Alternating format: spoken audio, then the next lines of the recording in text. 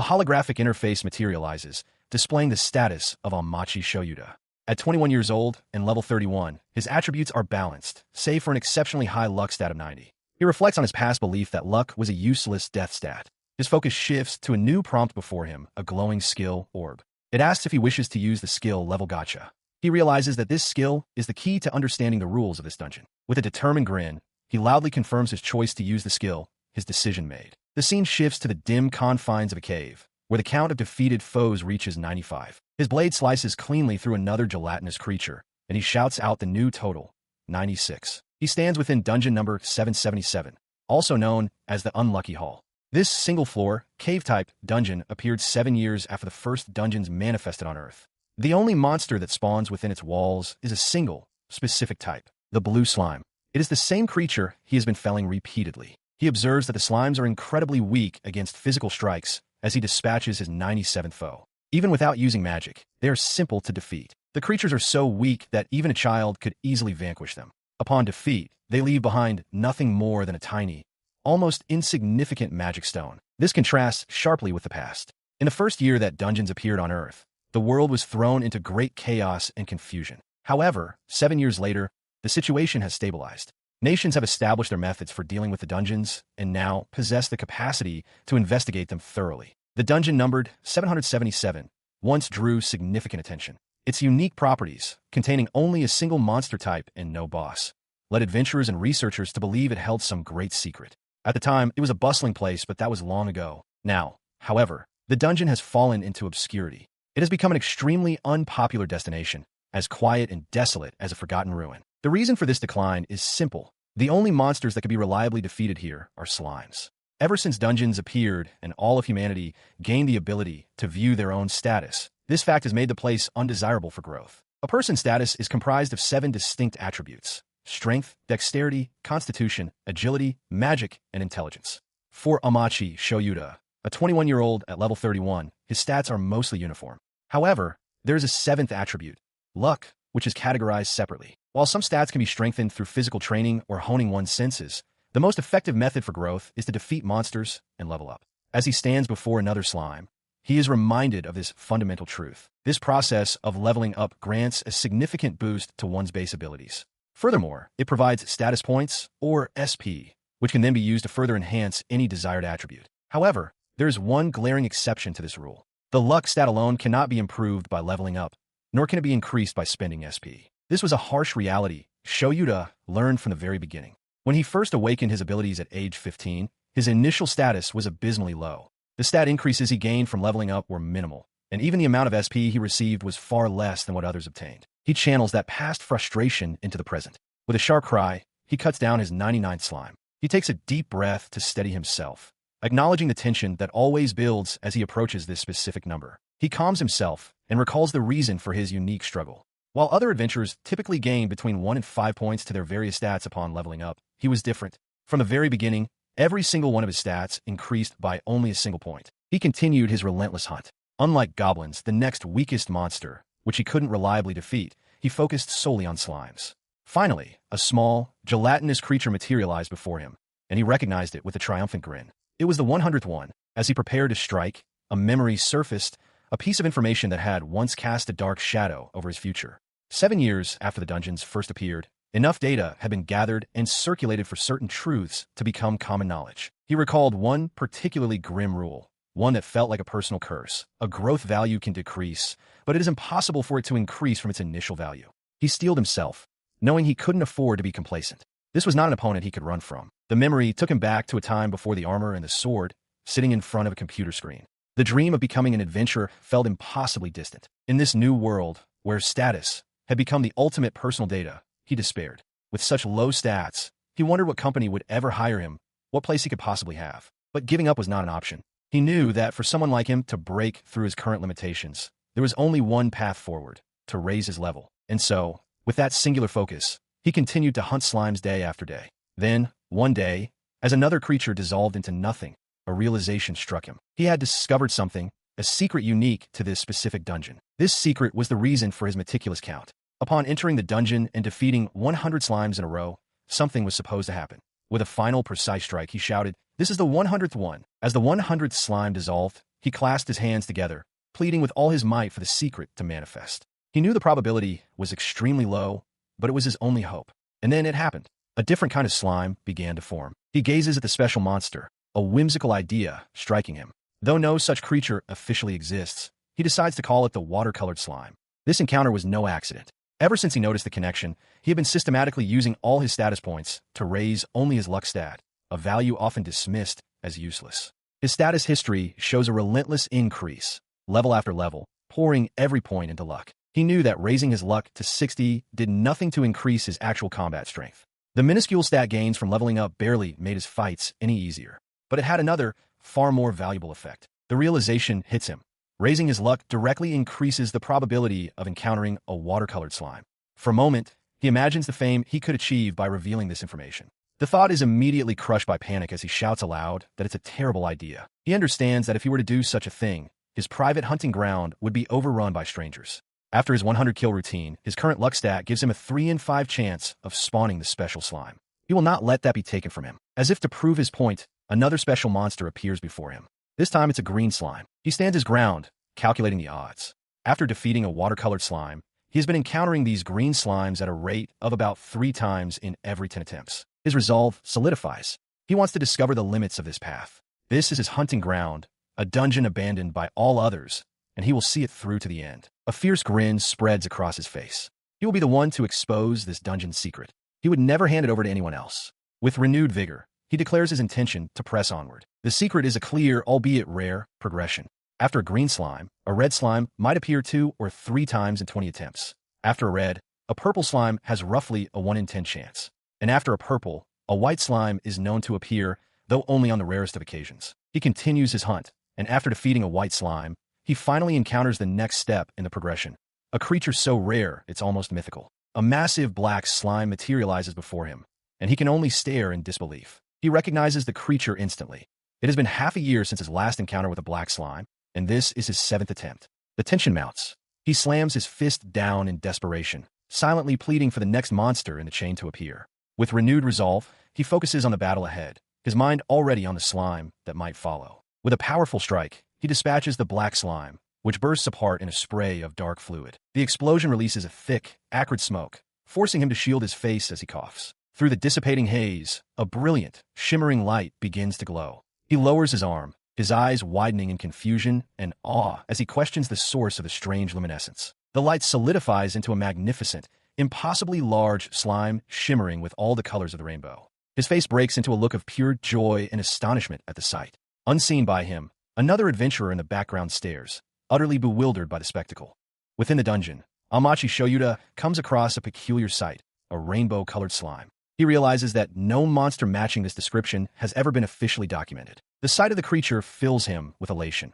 This could be the discovery of the century. He has heard that rare monsters are notoriously fast, so drawing his sword, he resolves not to let it escape and lunges forward with a battle cry. His blade finds its mark instantly, and the slime bursts in a shower of shimmering liquid. As the remains settle, he notes that the creature offered no resistance at all. His attention is then drawn to a small, glowing orb left behind on the floor, and he stares at it, puzzled. This is a skill orb, a precious item typically found only in high-difficulty dungeons or, on rare occasions, dropped by unique monsters. By using one, an individual can acquire a new skill. He knows that even 10 years after the appearance of dungeons, the rarity of these orbs has not diminished. Selling it, regardless of the ability it contains, would make him a rich man.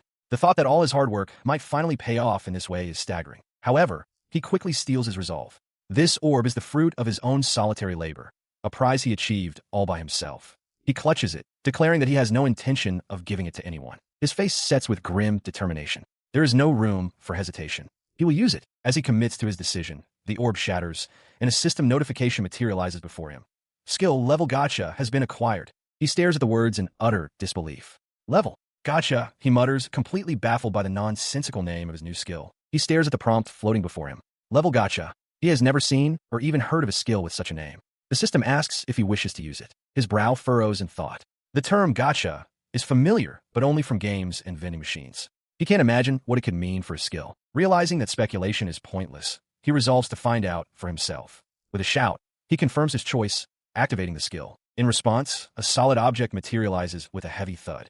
He stares in disbelief at the small, capsule toy machine that has suddenly appeared before him. The machine's purpose is written plainly on its front. Consume the owner's level to get a luxurious prize. It offers options for single or tenfold draws, with the latter guaranteeing a prize of SR rarity or higher. He can only question what he is seeing. A closer inspection of the machine's display reveals more details. The box is full, with 100 items remaining.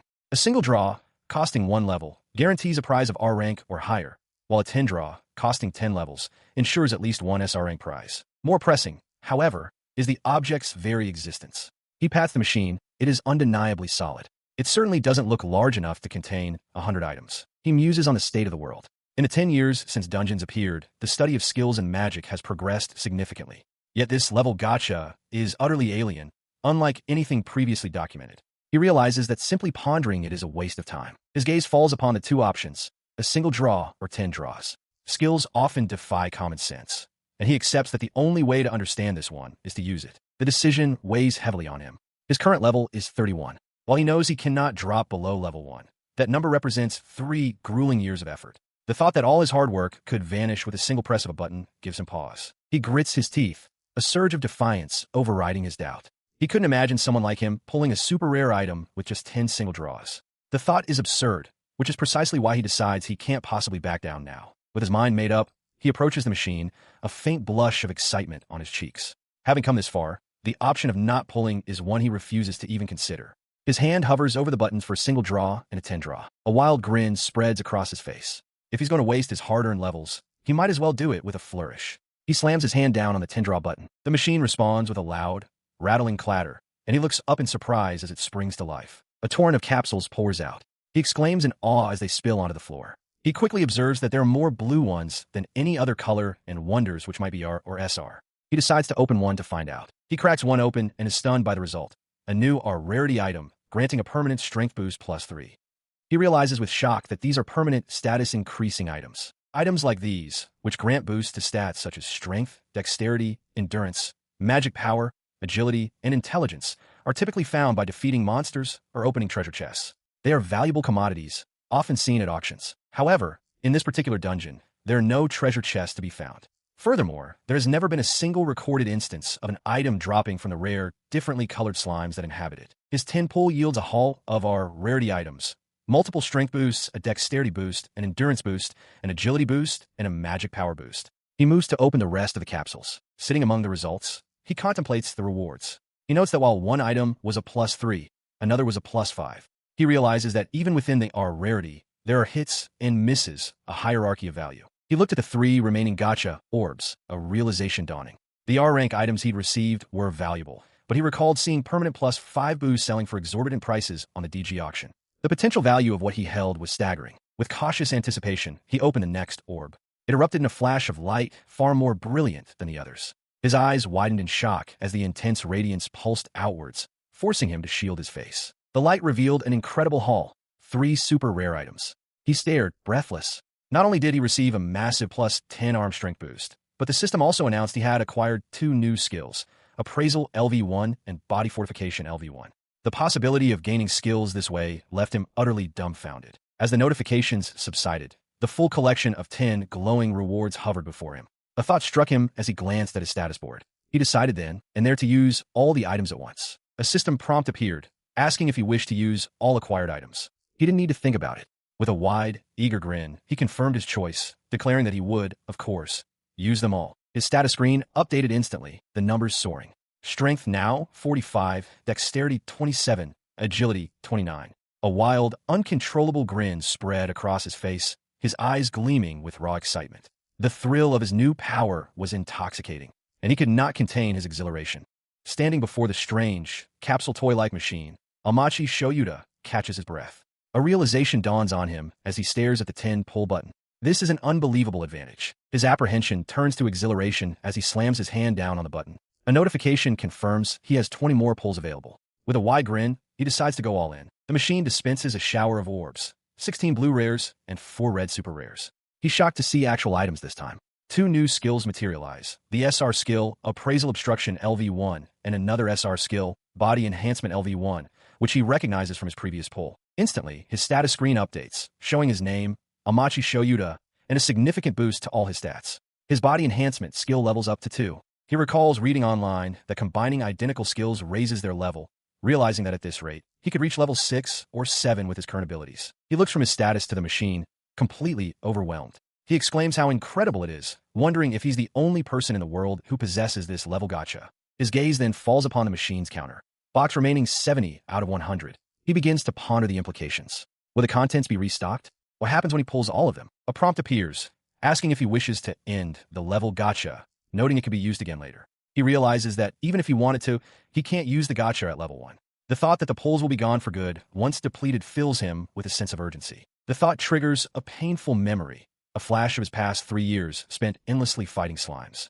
He looks utterly dejected, the monotony of it all washing over him. Snapping out of his reverie, his expression hardens with resolve. He decides that, for now, he will hunt at least 100 more slimes before the sun comes up. His mind is set. He puts his plan into action, finding the task of hunting slimes to be laughably easy. He ends up felling not 100, but 300. Even at level 1, he moves with unprecedented speed, his body reacting faster than his thoughts can keep up, nearly causing him to crash into walls. He recognizes this as the overwhelming power of body enhancement LV2. He had grown once more, reaching level 8 again. A review of his status confirmed his progress. Amachi Shoyuda, age 21, with his stats significantly boosted.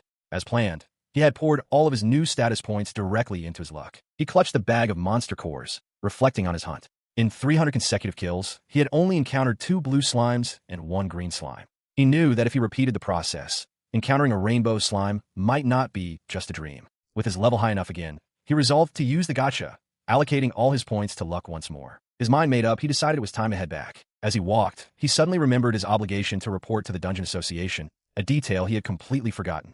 He considered keeping his rapid progress quiet, knowing it would be problematic if his level fluctuations were discovered by the familiar faces of the guild. Trusting his luck to see him through, he approached the entrance of the 777th branch. Upon entering, a cheerful receptionist with twin tails welcomed him back. Another woman, whom he greeted as Aki-san, was also present. A brief description noted her role. She was the manager of the 777th branch of the Dungeon Association, single-handedly performing the duties of both receptionist and administrator. Aki-san turned to him with a sly grin, playfully accusing him of being mesmerized by her ponytail again. She continued her teasing, admitting that while she had initially complained about being dispatched to such a remote post, she now always wore a lovely smile for him. He realized, with some alarm, that she had figured out his thoughts. The conversation revealed the origin of her hairstyle. In the past, when she wore her long hair down, he had jokingly remarked that a ponytail might suit her better. She had taken the comment to heart and had worn her hair in a ponytail ever since, much to his continued embarrassment. Their exchange was interrupted by a booming voice. A guard named Daimon spotted Shoyuda and called out, mockingly asking if the slime hunter was back from another hunt. Aki-san immediately jumped to his defense, indignantly declaring that Shoyuda was their guild's ace. This man, Daimon, serves as a security guard for the 777th Guild. He was once an active frontline fighter during the turbulent era when dungeons first appeared, but a major injury forced him to retire from the front and take on a security role. He announces that he's going home, having already seen Shoyuda 4 times this week. The guard, Daimon, is rarely dispatched, as even if monsters were to overflow from this forsaken, slime-only dungeon, they would be easy to deal with. As he departs, Aki-san sighs in exasperation. She laments that there are only 2 staff members at the 777th branch and considers Daimon a handful, though she suspects his lack of motivation stems from the fact that there hasn't been a single dungeon break in 3 years. Shoyuda then hefts a heavy sack onto the counter, asking to cash in his dropped items. Aki-san marvels at the sheer number of magic stones, guessing he must have defeated around 500 monsters. He confirms her estimate, adding that there are even more. She examines the pile of loot. She insists that he is capable of taking on dungeons other than this one. Her words give him pause, and he quietly considers the possibility of venturing into a different dungeon. He reflects on his past actions. Until now, he had been consumed with seeing what lay at the end of the slime progression, causing him to refuse Aki-san's well-meaning advice. But having now seen the limits of the slimes, he realizes things are different. With newfound resolve, he declares that he will go to another dungeon. His objective has shifted. His priority is now to empty the gacha stock and raise his luck stat as high as he can. Aki-san can only stare, momentarily speechless. Her shock gives way to pure delight. She exclaims, "Really?" admitting she had fully expected him to turn down her proposal, as usual. When she asks if he had a change of heart, he agrees, acknowledging that continuing to fight only slimes is an inefficient way to level up. Beaming, Aki-san completes the assessment. The 322 small magic stones, after a 20% dungeon tax, yield a total of 51,520 yen. She thanks him profusely, adding that she's genuinely happy for him. Her sheer enthusiasm leaves Shoyuda momentarily flustered. An idea strikes her. Since he is now considering his future path, she suggests they use the Dungeon Network app to exchange information. He agrees without hesitation. He turned and waved goodbye to Aki-san, who saw him off from the entrance of the Dungeon Guild's 777th branch. A thought solidified in his mind. While the drop verification for the Rainbow Slime was still pending for Dungeon 777, it was ultimately pointless. Without a higher luck stat, it could take years to achieve. If that was the case, then there was only one path forward. With his decision made, he glanced at a formal document from the Dungeon Association addressed to a receptionist named Sato Maki at the 525th branch. A confident smile touched his lips as he considered that perhaps it was time to venture into the other dungeons he had ignored until now. With renewed purpose, he broke into a run, shouting towards the horizon, "Wait for me, next dungeon." The next day, following the directions from Aki-san, Amachi Shoyuda arrives at a familiar location, the 525th branch, a well-known dungeon for beginners. He looks up at the large, imposing building, remarking on its size as he prepares to enter. He recalls having visited several times before, though usually just for the adventurer's shop. He muses on the differences between dungeons. The 525th, which appeared suddenly in the middle of a road, versus the 777th, which was a cave that transformed into a dungeon. The 777th branch, he notes, lacks a dedicated shop. This train of thought brings him back to the present. He pulls out a sealed envelope, remembering the letter of introduction he received from Aki-san. He realizes this is why he must enter this dungeon once more. He hesitates for a moment, wondering if he should just present the letter at the reception. A wave of doubt washes over him, but he quickly dismisses it, acknowledging that he owes Aki-san too much to back out now. His apprehension stems from a simple fact. Adventurer information, if permitted, is shared between branches. His official record should list him as Amachi Shoyuda, age 21, level 31. As he steps inside, he grimaces. The last time his information was updated, he had just reached level 31. Now, however, his level is actually lower. He considers asking Aki-san to make his level private in the future, but a voice from the reception desk interrupts his thoughts. A cheerful receptionist greets him, asking if he is Shuda-san.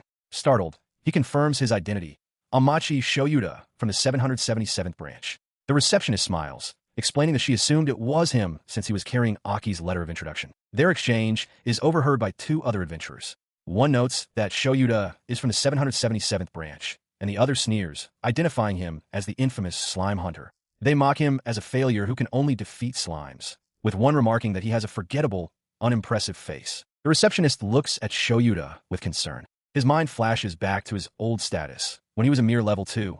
He clenches his fist. While that may have been true once, he is different now. Before he can react, the receptionist quickly steps in, declaring that the lobby is no place for this. She grabs his arm and firmly guides him toward a private room, leaving the gossiping adventurers behind as a flustered Shoyuda is led away. He sits in the private room, taking in the surroundings. Everything is so much more advanced and well-funded compared to the ramshackle facilities of the 777th branch. Feeling a pang of embarrassment, he offers an apology for the scene he caused earlier, but the receptionist simply asks for his name. She introduces herself with a bright smile as Sato Maki, the younger sister of Aki, and insists he call her Maki. The revelation stuns Shoyuda. He can't believe such a polite and proper person could be related to the boisterous Aki, who he now learns has been talking about him. Following the introductions, Maki gets straight to business. A map of the first 3 floors of Dungeon 525 is transferred directly to his device with a soft chime. She then provides him with a curated list of important information, emphasizing the local rule against interfering in other adventurers' battles. As she speaks, Shoyuda notes with some amusement that her tendency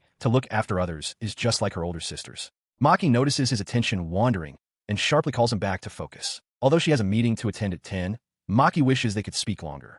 She offers him sincere encouragement for his dungeon dive. He assures her that he'll be fine and prepares to depart. Leaving the office, Shoyuda reflects on Maki's kindness. His thoughts are interrupted when he spots a shop, and he decides it's time to finally get some new equipment. The shop's offerings are a significant step up: an iron longsword, a suit of light iron armor, and matching iron gloves and greaves, all sparkling and new. He purchases the full set, pleased that the money he'd been saving for a year could be put to good use. The small magic stones he'd painstakingly collected had finally paid off. As a final precaution, he decides to also stock up on recovery potions. Now fully clad in his new iron gear, he feels like a proper level 30 adventurer. His resolve is renewed, but his moment of confidence is cut short as he notices 2 other adventurers watching him from the side. He overhears their sneering words. They mock his new armor, callously remarking that this must be the best the infamous slime hunter could manage with his earnings. One tells the other not to laugh, but the damage is done. Shuda's expression hardens. He grits his teeth as the other adventurers continue their mockery. One sneers that with only slime drops, he'd be lucky to make 1,000 yen a day. His companion tells him to stop the bullying, but the first scoffs, insisting it's just the truth. Their words strike a nerve, but he knows they are only partially right. He internally admits that his earnings were indeed around 1,000 yen a day in the very beginning.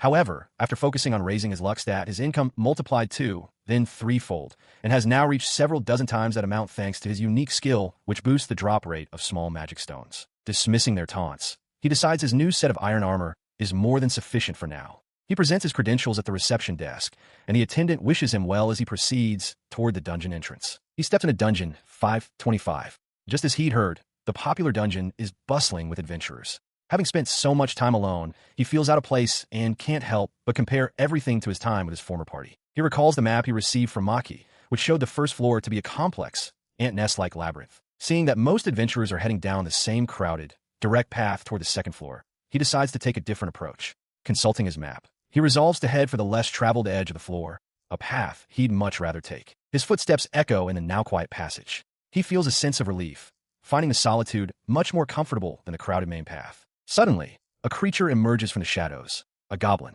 He recognizes it instantly. It has been 3 years since he last saw one, and its appearance is unchanged. Yet, the terror he once felt is completely gone. He finds himself wondering if goblins were always this unimposing. To confirm his suspicion, he quickly uses his appraisal skill. The target's information appears before him, a level 8 goblin, equipped with a simple iron knife. He stares, bewildered.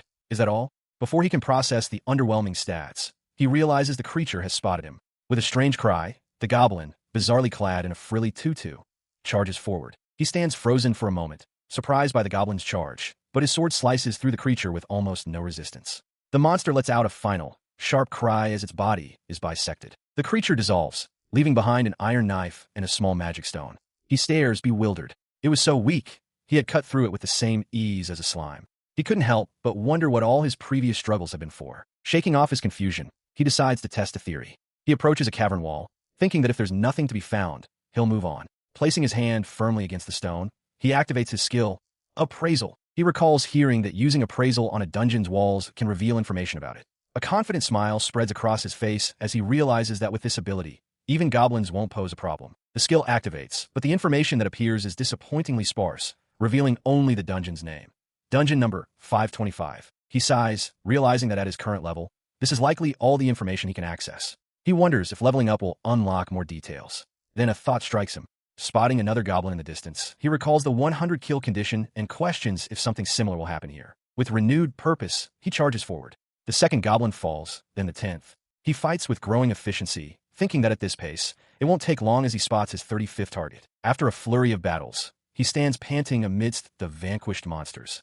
He counts his kills, realizing he has reached 100. He waits, but nothing happens. He reflects on the outcome. He successfully defeated 100 goblins, and his luck stat has even risen to 80, but no special, goblin-related monster appeared. He questions if the 100 kill bonus was an event exclusive to slimes, or perhaps it was because his streak was broken. He recalls that after his 34th goblin, he was suddenly attacked by a killer rabbit. He had to defeat it to survive, which reset his consecutive kill count. Seeing another of the horned rabbits in the distance, he resolves to avoid it, now understanding that this floor is home to more than just goblins. He walked through the dungeon, contemplating his strategy. It seemed a 100 kill streak was indeed necessary, which was complicated by the presence of multiple monster types. He considered hunting the remaining 34 goblins, noting that his level had also risen, before a sudden realization struck him. His realization was that reaching level 11 meant he could use the gacha. He had been so engrossed in hunting goblins that he had completely forgotten. He quickly scanned the area, ensuring he was alone. Finding a dead-end corridor, he deemed it a safe enough spot. In a low voice, he declared his intent to use the level gacha and activated the 10-pull option, causing a small gacha machine to materialize in his hands. The gacha pull was a success, granting him 2 new SR rank skills, Appraisal LV1 and Automapping. His status screen updated to reflect the new additions and significant increases to all his stats. He marveled at how convenient the auto-mapping skill would be. With his new abilities, he learned that the map skill automatically charted explored areas, showing monsters as red dots and humans as white dots, with his own position marked by a star. He could even distinguish monster types by their movement patterns. Thanks to this, he successfully avoided the killer rabbits and finally achieved his goal, striking down the 100th consecutive goblin. As he consulted the map, he noticed a red dot moving steadily from deeper within a dungeon. With a start, he realized it was heading directly for him, to the exact spot where he had just used the gacha. The area around him began to fill with a thick, green smoke, severely impairing his vision. He cursed the poor visibility, then noticed with alarm that the smoke itself seemed to be moving with a strange, deliberate purpose. From within the swirling green mist, a massive, monstrous figure emerged, roaring as it towered over him. Shocked by the sudden appearance of the formidable creature, he instinctively shouted the command for his new skill, Appraisal. Facing the hulking goblinoid, Amachi Shoyuda activates his appraisal skill. He realizes that thanks to the gacha, his skill has reached level 2, which now allows him to read a target's abilities. He recalls using appraisal on a regular goblin just moments before and finding it had no skills. This new foe, however, is clearly different. The appraisal confirms his fears. It is a level 10 hobgoblin, a rare monster for the first floor, wielding a greatsword of hard iron. The creature lets out a deafening roar, causing Shoyuda to flinch in terror. As the massive blade crashes down, he throws himself aside. A direct hit like that would have been instantly fatal. He realizes his best stat, agility, is what's keeping him alive. From a safer distance, he analyzes the creature. The hobgoblin's strength, amplified by its skills, is monstrous, but its movements appear simple and sluggish. His expression hardens. He knows his only chance is to strike during the opening created when a monster raises its greatsword. As if on cue, the hobgoblin begins its attack. He darts forward, slashing the creature's arm, but the cut is shallow. He understands that while his own strength has improved, the hobgoblin's toughness is far superior. Still, the attack wasn't useless. He feels a responsibility to see this through, believing he is the one who summoned this monster, and he refuses to run. The thought of fleeing and allowing someone else to become a victim is the worst possible outcome. Stealing his resolve, he faces the next massive swing of the hobgoblin's sword. Suddenly, an unseen impact strikes the hobgoblin from behind, causing it to stagger. Shoyuda stares, bewildered. He wonders if he somehow caused it, recalling that monsters are said to have vital points. If he can replicate this, he might just be able to defeat it. Seizing the opportunity, he shouts with determination and lunges forward, driving his sword deep into the monster's chest. The hobgoblin roars in pain as blood erupts from the new, grievous wound. He stands over the fallen hobgoblin, panting from exhaustion. The massive creature lies motionless on the cavern floor. He wonders if he truly managed to defeat it, questioning if it's really dead. As he catches his breath, the monster's body bursts into particles of light. A system notification immediately chimes, announcing a level up. He has jumped from level 7 all the way to level 17. The creature's remains and its weapon vanish completely. Surprised, he sits down, reflecting that he's never experienced such a massive jump in levels before. Following his usual routine, he decides to allocate all his newly acquired status points into his luck stat. After confirming the allocation, he glances around the empty cavern, a sense of unease creeping in. He swallows nervously, noticing the lingering wisps of light from the monster's disappearance. He worries that the fight might not be over and considers how dire the situation would become if another rare monster were to appear now. He lets out a deep sigh, admitting to himself how close he came to being overwhelmed. He realizes that his high luck stat might be the very reason a stronger monster didn't appear. He speculates that his luck was previously insufficient, but now it's high enough to yield rare drops like the Greatsword of Hard Iron, a medium magic stone, and a skill orb for strength. He scolds himself for his bad habit of getting lost in verification and losing situational awareness. He resolves to get much stronger before taking such risks again. For the time being, he'll stick to fighting goblins, maybe mixing in some killer rabbits for variety. His thoughts then shift. While the dropped items are intriguing, he decides it's time for the gacha. To prepare for future encounters with powerful rare monsters, he reasons it's wise to keep some unallocated status points in reserve. With his mind made up, he activates his level gacha for a 10 pull. The gacha rewards materialize, and among them, he spots a purple ore for the first time, wondering if it's a tier above red. His luck stat is now 112, and he suspects this incredible value allowed him to obtain an item with an infinitesimal drop rate. Eagerly, he opens the rewards. A flash of light reveals his new acquisitions. SR rank boost to magic power and intelligence, a new SR skill called Appraisal Obstruction LV1, and, to his utter astonishment, a UR rank skill, Flame Magic LV1. He stares, dumbfounded, barely able to process what he's seeing. Magic? He whispers. A prompt appears, asking if he wants to use all the acquired items. He thinks to himself that of course he does. His status screen immediately updates, adding Flame Magic LV1 to his skill list. A note clarifies that skills can be either hits or misses, adding another layer to his discovery. He momentarily sets aside his excitement about the new magic skill to consider the other prize from the boss drop, a skill called Monstrous Strength. He internally questions what kind of power it truly is. Looking at his status screen, he understands that it provides a significant bonus to arm strength, but the name gives him pause. He wonders if it's a power that a human should even wield. His mind briefly flashes to an absurd image of himself transforming into a muscle-bound brute, just like the hobgoblin that possessed the skill. He quickly dismisses the notion as unlikely. Realizing his collection of skills has grown, he decides it's time to properly research the ones he doesn't understand. He pulls up a device and finds an online message board for the 525th dungeon, specifically for beginners. He scrolls through the forum, reading posts from other adventurers. One user asks if you can take the knives goblins carry, but another explains that weapons held by monsters are different from dropped items and vanish upon the monster's death. Other threads are filled with adventurers fawning over a popular receptionist named Maki-san, which he finds a bit excessive. This information proves useful. It confirms that the greatsword he obtained must be a legitimate item drop, not something he could have simply taken from the defeated hobgoblin. The massive sword won't fit in his rucksack, forcing him to carry it by hand as he leaves the dungeon. Suddenly, a woman rushes toward him, calling his name. It's Aki-san, the receptionist, her face etched with worry as she asks if he's unharmed. She looks relieved, but flustered. He calmly announces his return. Noticing the commotion, she asks if something happened. He doesn't hesitate, immediately reporting that a rare monster, a hobgoblin, had appeared on the first floor of the dungeon. Her eyes widen in shock at the news. Then, her expression shifts to a soft, relieved smile as she tells him she's just glad he wasn't hurt. She stared at the young adventurer, Juuyoudatta, who stood before her with a sheepish smile. He confirmed that he had, in fact, subjugated the creature. Her gaze, however, was drawn to the enormous sword resting on his shoulder as she quietly asked what it was. He explained that the greatsword was the one the hobgoblin had been equipped with, and he'd brought it back as proof of his kill. He then presented a media magic stone and a skill orb as well. The sudden reveal of such valuable items caused Aki-san to flail in panic, loudly asking him to hold on. The weapon itself was a formidable hard steel greatsword. Aki-san urgently grabbed his arm, insisting he not show it in public because it was dangerous. He looked back at her, puzzled by her intense warning. Her warning was not without reason, as the commotion had already drawn the attention of other adventurers in the hall, who began to murmur amongst themselves. Realizing the need for privacy, she adopted a stern tone, instructing Juuyoudatta to come to the back conference room at once. Startled by her urgency, he immediately complied. Once inside the private room, Juuyoudatta apologized as the skill orb rested on the table. Aki-san, now calmer, told him it was fine but questioned if he knew just how valuable such an item was, admonishing him for displaying it so openly. She continued her counsel, acknowledging that his desire to quickly report the subjugation was correct and that she was happy for him. However, she revealed that baseless rumors were already circulating about him and urged him to be more careful for his own sake. Leaning forward, she explained that she had heard from her sister about his true nature as a diligent and skilled individual. However, she stressed that the general public was not privy to this information. He was taken aback, surprised to learn of Aki-san's high opinion of him. She pressed on with her warning, explaining that because of this, even if he was the one who defeated the hobgoblin, malicious people might now view him as a mark.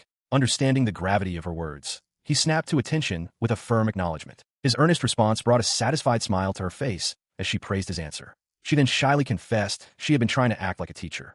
Completely flustered, Juuyoudatta declared that he would be in her care from now on, respectfully calling her sensei. As this exchange unfolded, her colleague quietly wondered if Aki-san's sister was the reason for her unusually protective behavior. He sits across from them, a cup of tea steaming on the table. Aki-san's tone shifts, becoming more formal as she states that from this point forward, their discussion is an official matter between an adventurer and the guild reception. A sense of unease settles over him. He feels there is more to this than she is letting on. The receptionist seated beside Aki-san turns her attention to a data screen. She confirms that the greatsword and the large magic stone are consistent with the known drops from Hobgoblin. She then points out the most significant item, a strength skill orb. Juuyoudatta listens intently, his expression serious. Her confirmation prompts Aki-san to speak directly to Juuyoudatta. She assures him that she doesn't believe he is lying, but trails off as she mentions that looking at his adventurer information raises some questions. A wry smile crosses Juuyoudatta's face as he understands her implication. He knew this was coming. His thoughts drift back to the other adventurers in the guild hall. He imagines them gossiping, dismissing him as just some lucky guy who happened to find valuable items. He internally concedes that they aren't entirely wrong.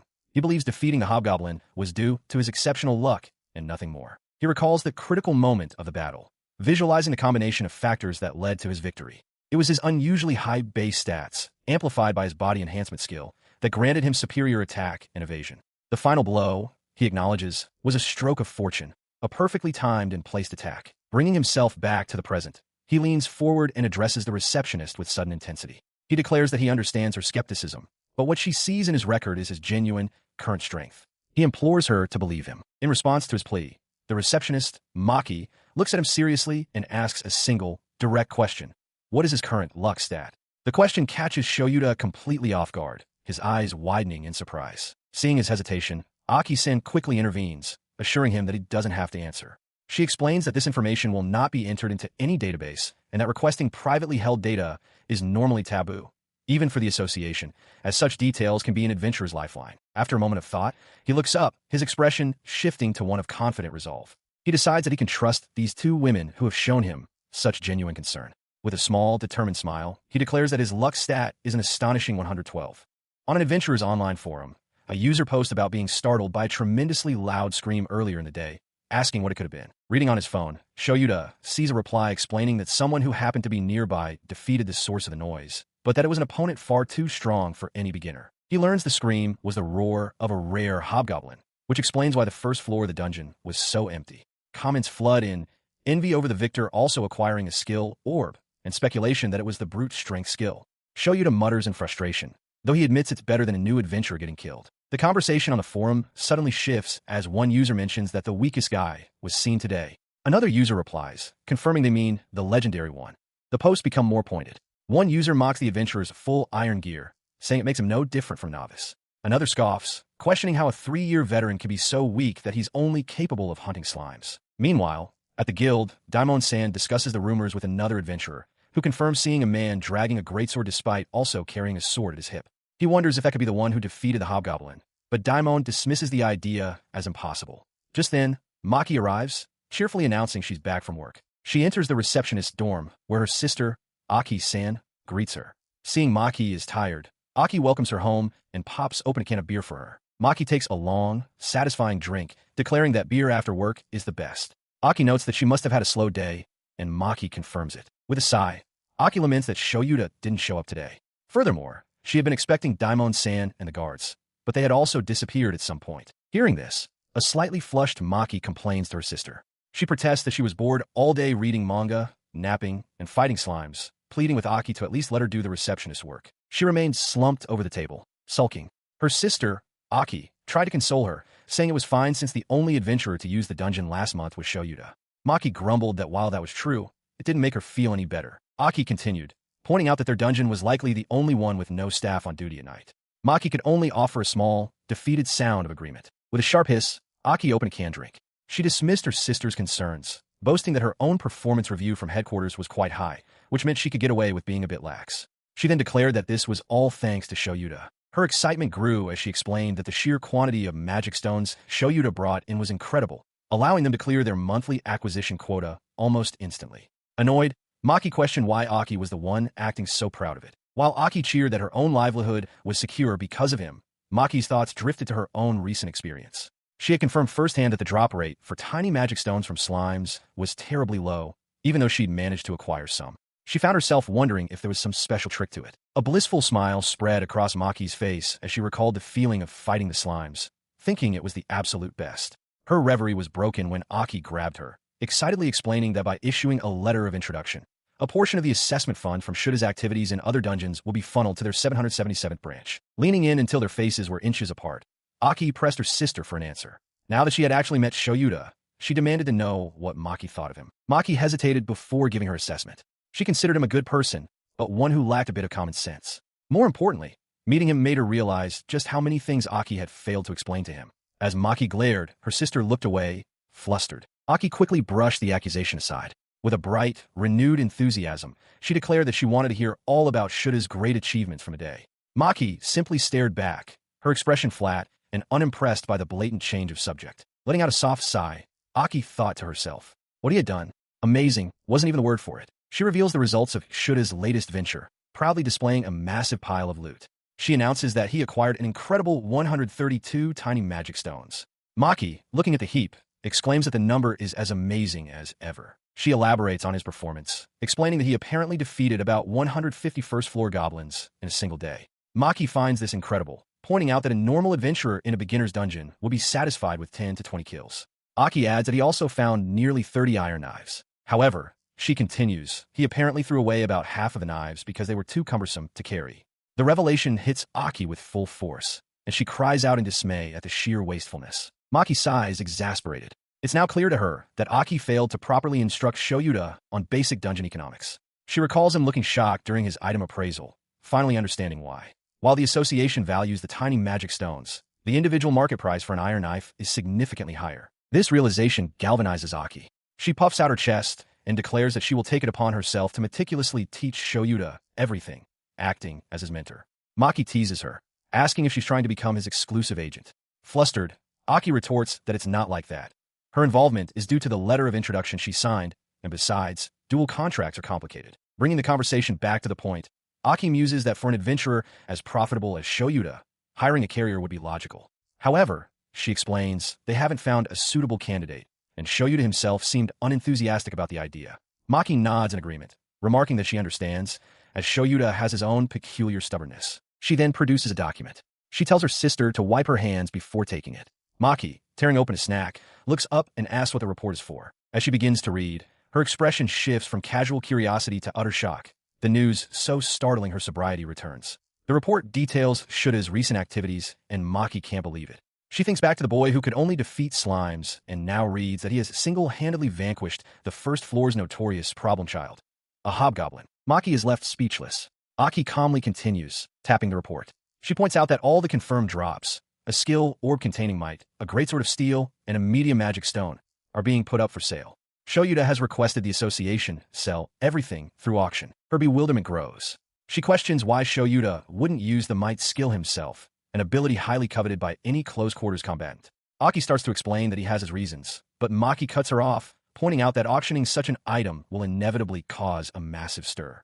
She wonders aloud if perhaps he already has the skill, before her sister can correct her. Her confusion prompted Aki to explain the situation. She revealed that Juuyoudatta had insisted on repaying them for their help with his introduction letter. Aki detailed the fee structure for selling items. Of the 20% dungeon tax, 25% is added to the handling receptionist salary. Despite this, she had told Juuyoudatta that simply processing the exchange was thanks enough, but he was adamant. The system for adventurers with an introduction letter was even more generous. For items sold at auction, 50% of the proceeds went to the association as a dungeon tax, 25% went to the issuer of the letter, and the final 25% was paid to the receptionist who handled the transaction. As Maki processed this, the true scale of Shuta's offer became clear. A might skill orb, worth tens of millions, would mean a 5% cut for her and her sister. The thought of such an immense sum left her feeling overwhelmed and deeply indebted. Aki, however, simply smiled.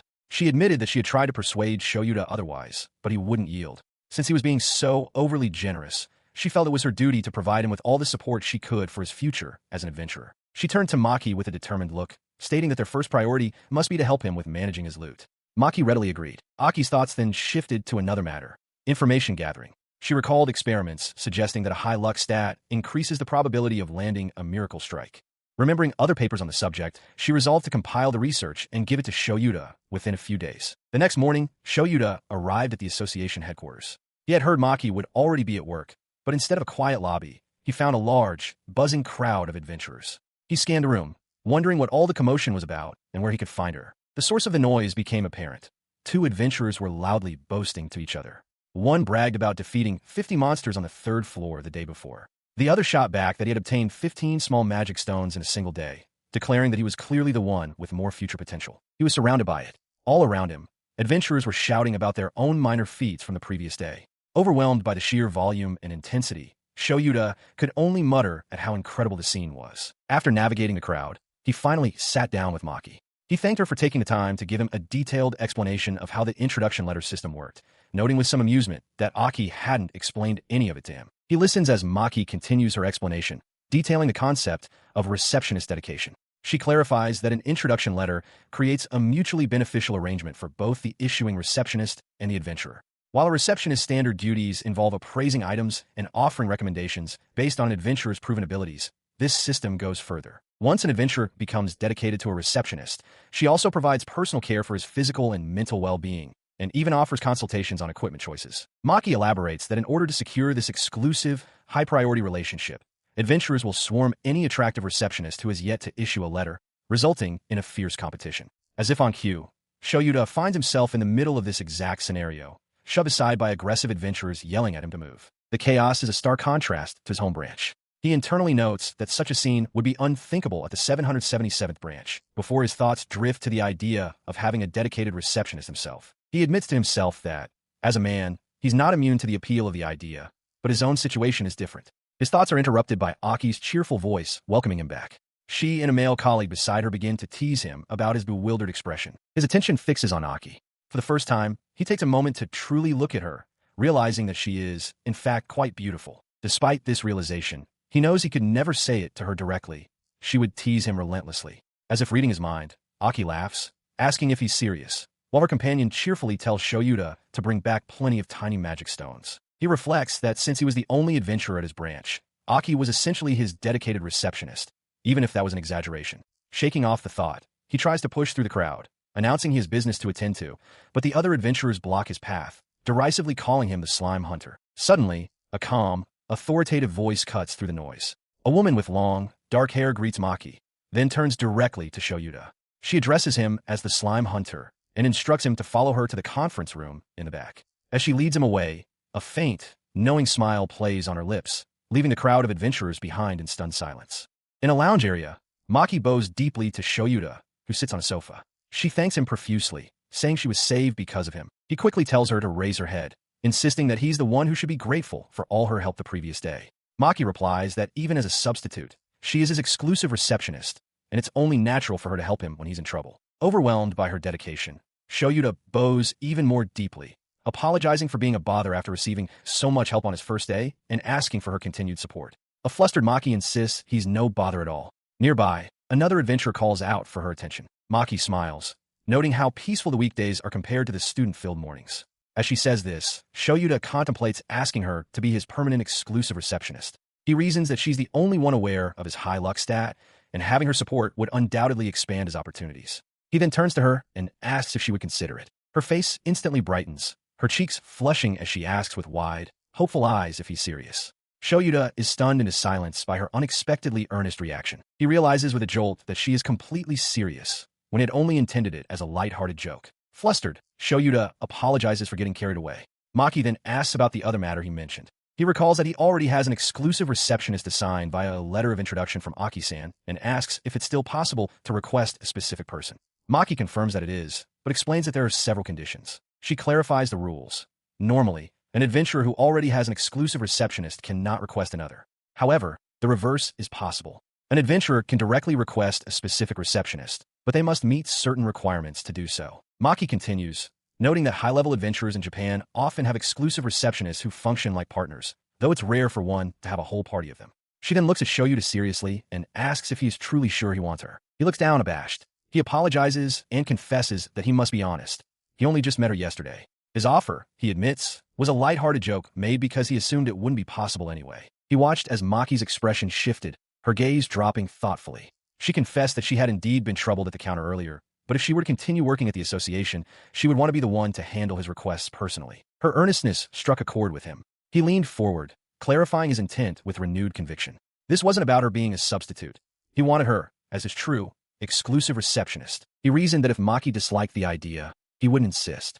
However, he had a strong feeling he would be centering his activities around this dungeon. After speaking with her, he was certain he wanted her to work alongside him as a partner. Seeing his resolve, Maki's hesitation vanished, and she declared that she would be delighted to accept. Her acceptance sent a wave of triumph through him. He exclaimed her name, overjoyed. Maki affirmed her decision, adding that if she were to become an exclusive receptionist, she would prefer it to be for someone like him. The sudden realization hit him. The intensity of the exchange felt like a confession, and his heart began to pound in his chest. With her agreement, the first condition was officially cleared. As the thought settled, he glanced over and noticed a faint blush on Maki's cheeks, wondering if he was just imagining it. The moment was interrupted by a ringing phone. Maki excused herself to answer. A cheerful voice on the other end announced, "Hello, it's your big sis." Should his blood ran cold. He instantly recognized the voice of Aki and realized with dread that she must be the sibling Maki had mentioned. Aki's teasing voice echoed from the receiver. She remarked how rare it was for Maki to call during work, then playfully added that she herself had no work to do. Her tone turned mischievous as she noted Shuda's presence and asked what she should do about Maki, supposedly wanting to be taken by him. Maki, flustered, quickly explained that Juuyoudatta had asked for her to become his exclusive receptionist. Aki responded with dramatic surprise, exclaiming, "Oh, really? A second exclusive receptionist is super rare, you know." Waving off Maki's apologies, Aki reasoned that the phone call itself was proof that Maki was okay with the arrangement. With a cheerful tone, she gave her blessing, declaring that as long as her sister was involved, she had no problem with it. On the other end of the line, Aki teases Juuyoudatta about being fast and feigns sadness before thanking him and abruptly ending the call. A flustered Juuyoudatta tries to object, but it's too late. She then cheerfully tells him that with this, the approval from his first exclusive receptionist is secured. She explains that she and her sister will decide how to divide their duties, and all that remains is to get permission from the branch manager. As they stand before an office door, Maki speaks into an intercom, announcing their arrival. Behind her, Shoyuda reflects that while Maki is usually polite and gentle, she seems surprisingly rough with Aki. He wonders if that's just how she is with her sister. Maki receives a response and confirms they can enter. The door clicks open, revealing a woman with long, dark hair and a commanding presence in a professional uniform. Shoyuda immediately wonders if this is the branch manager, while Maki looks on with a hint of uncertainty. Coming face to face with the woman, Shoyuda is struck speechless. The resemblance between her and Maki is uncanny. The tense moment is broken by Aki's cheerful laughter as she appears beside them. She apologizes to a stunned Shoyuda and introduces the woman with a flourish. "This is our mother." The woman formally introduces herself as Miki, the branch manager of the Dungeon Association's 525th branch. She explains that with both her daughters in his care, she had wanted to greet him as a mother anyway, though she hadn't expected it to be for this reason. Shoyuda can only think, "Mother?" Her expression shifts to a teasing, yet intimidating smile. Miki notes that he wasn't satisfied with just Aki, but now wants Maki as an exclusive receptionist too. Shoyuda stammers, unable to respond. He feels an immense pressure from her, realizing that most branch managers are former adventurers, and this intense aura must be the result of her battle-hardened past. Seeing his predicament, Maki blurts out, "Branch manager, I want to be his exclusive receptionist." She quickly clarifies that her decision isn't because her sister is already assigned to him, but because she has come to believe she can trust him. Shoyuda is stunned by her passionate defense, and Miki seems to thoughtfully accept her daughter's reasoning. Inside the office, Miki addresses Shoyuda directly. She announces that she will give him one condition to make Maki his exclusive receptionist. As an aside, she notes that he also acquired a new skill from hunting a rare monster the previous day. He listened as Aki explained that the auction for his superhuman strength skill was scheduled for the next day. She noted that thanks to his submission, the event was generating significant excitement. Internally, Shoyuda expressed his own desire for the skill, wondering just how high the price would climb. Following her report, the branch manager, Miki, added that having such a valuable skill pass through their association via Maki had significantly boosted their branch's reputation. Shoyuda confirmed that he understood the situation so far. As he began to connect the dots, Miki offered a knowing smile, remarking on his quick perception. The realization of what her condition would be started to dawn on him. His unspoken thought was immediately confirmed. Miki declared her condition. He had 2 weeks to acquire another high-rank skill suitable for auction. Her voice was firm as she stated that if he couldn't accomplish that, she would not entrust her 2 daughters to him. The weight of the demand left him stunned. Inside the association's office, the branch manager, Miki, addresses Shoyuda and Aki-san. She gives Shoyuda his new assignment.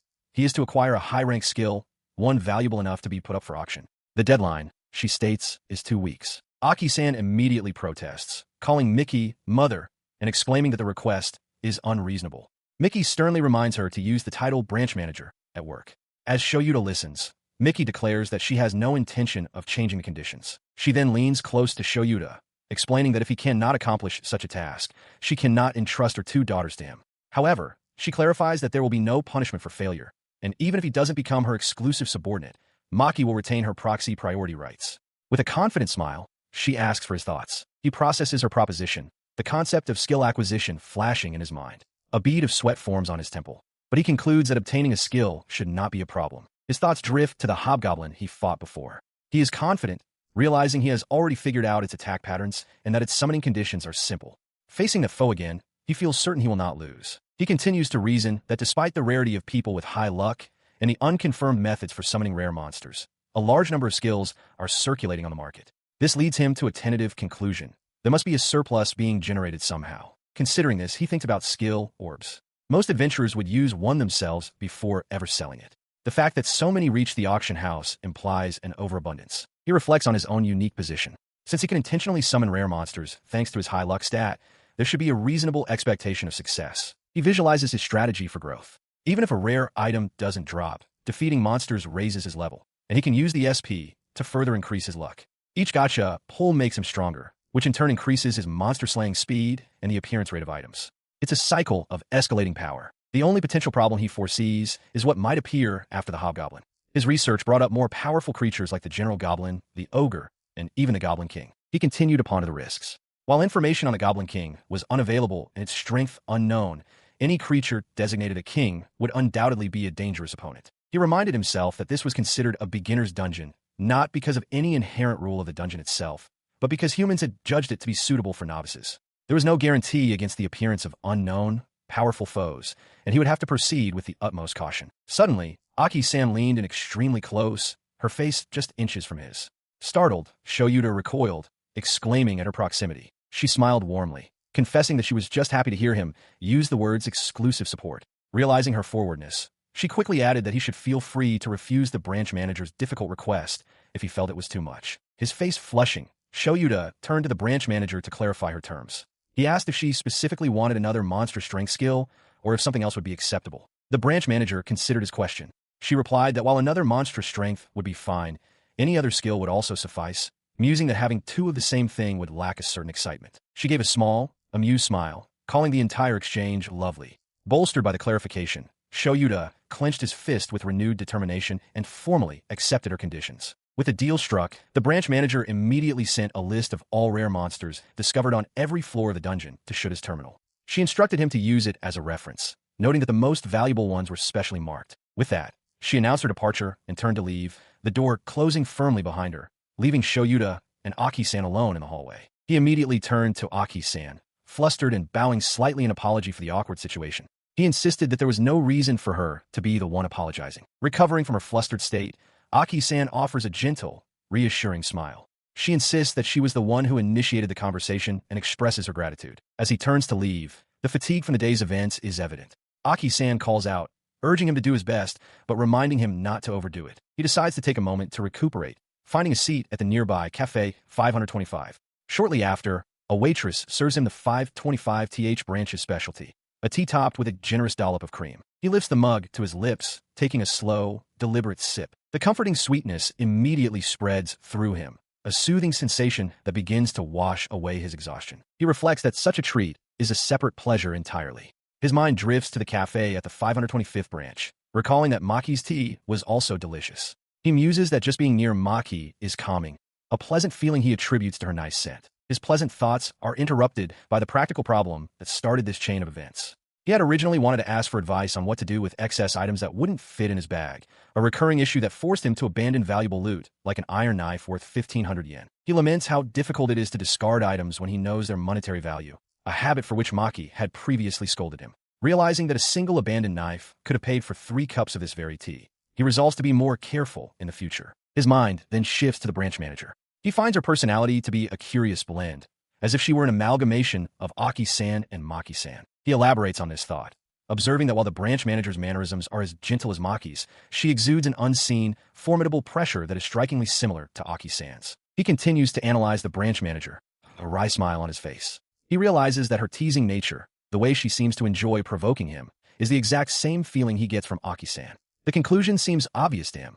They must be mother and daughter. He recalls the conditions she laid out, though he suspects she was half joking. For the next auction, in 2 weeks, he must acquire a skill orb other than monstrous strength. Despite her unreadable expression, he felt that she genuinely cared for Maki. He also sensed a flicker of anticipation in the branch manager's eyes, as if she was expecting something from him. Since he was the one who started this, he resolves to see it through and take full responsibility. With determination, he taps his device. A moment later, a notification appears on the screen, data received. He examines the information. The first floor entry only lists the hobgoblin. He reviews its stats, but notes the information is incomplete, particularly regarding drop skills. The entry for the second floor is simply marked with question marks, making him wonder if rare monsters don't appear there, or if the data is simply unknown. He mutters that the information has quite a few holes. His eyes narrow as he processes the data further. There is no information available on rare variants of killer rabbits, the next most common monster after hobgoblins. He suddenly understands the difficulty.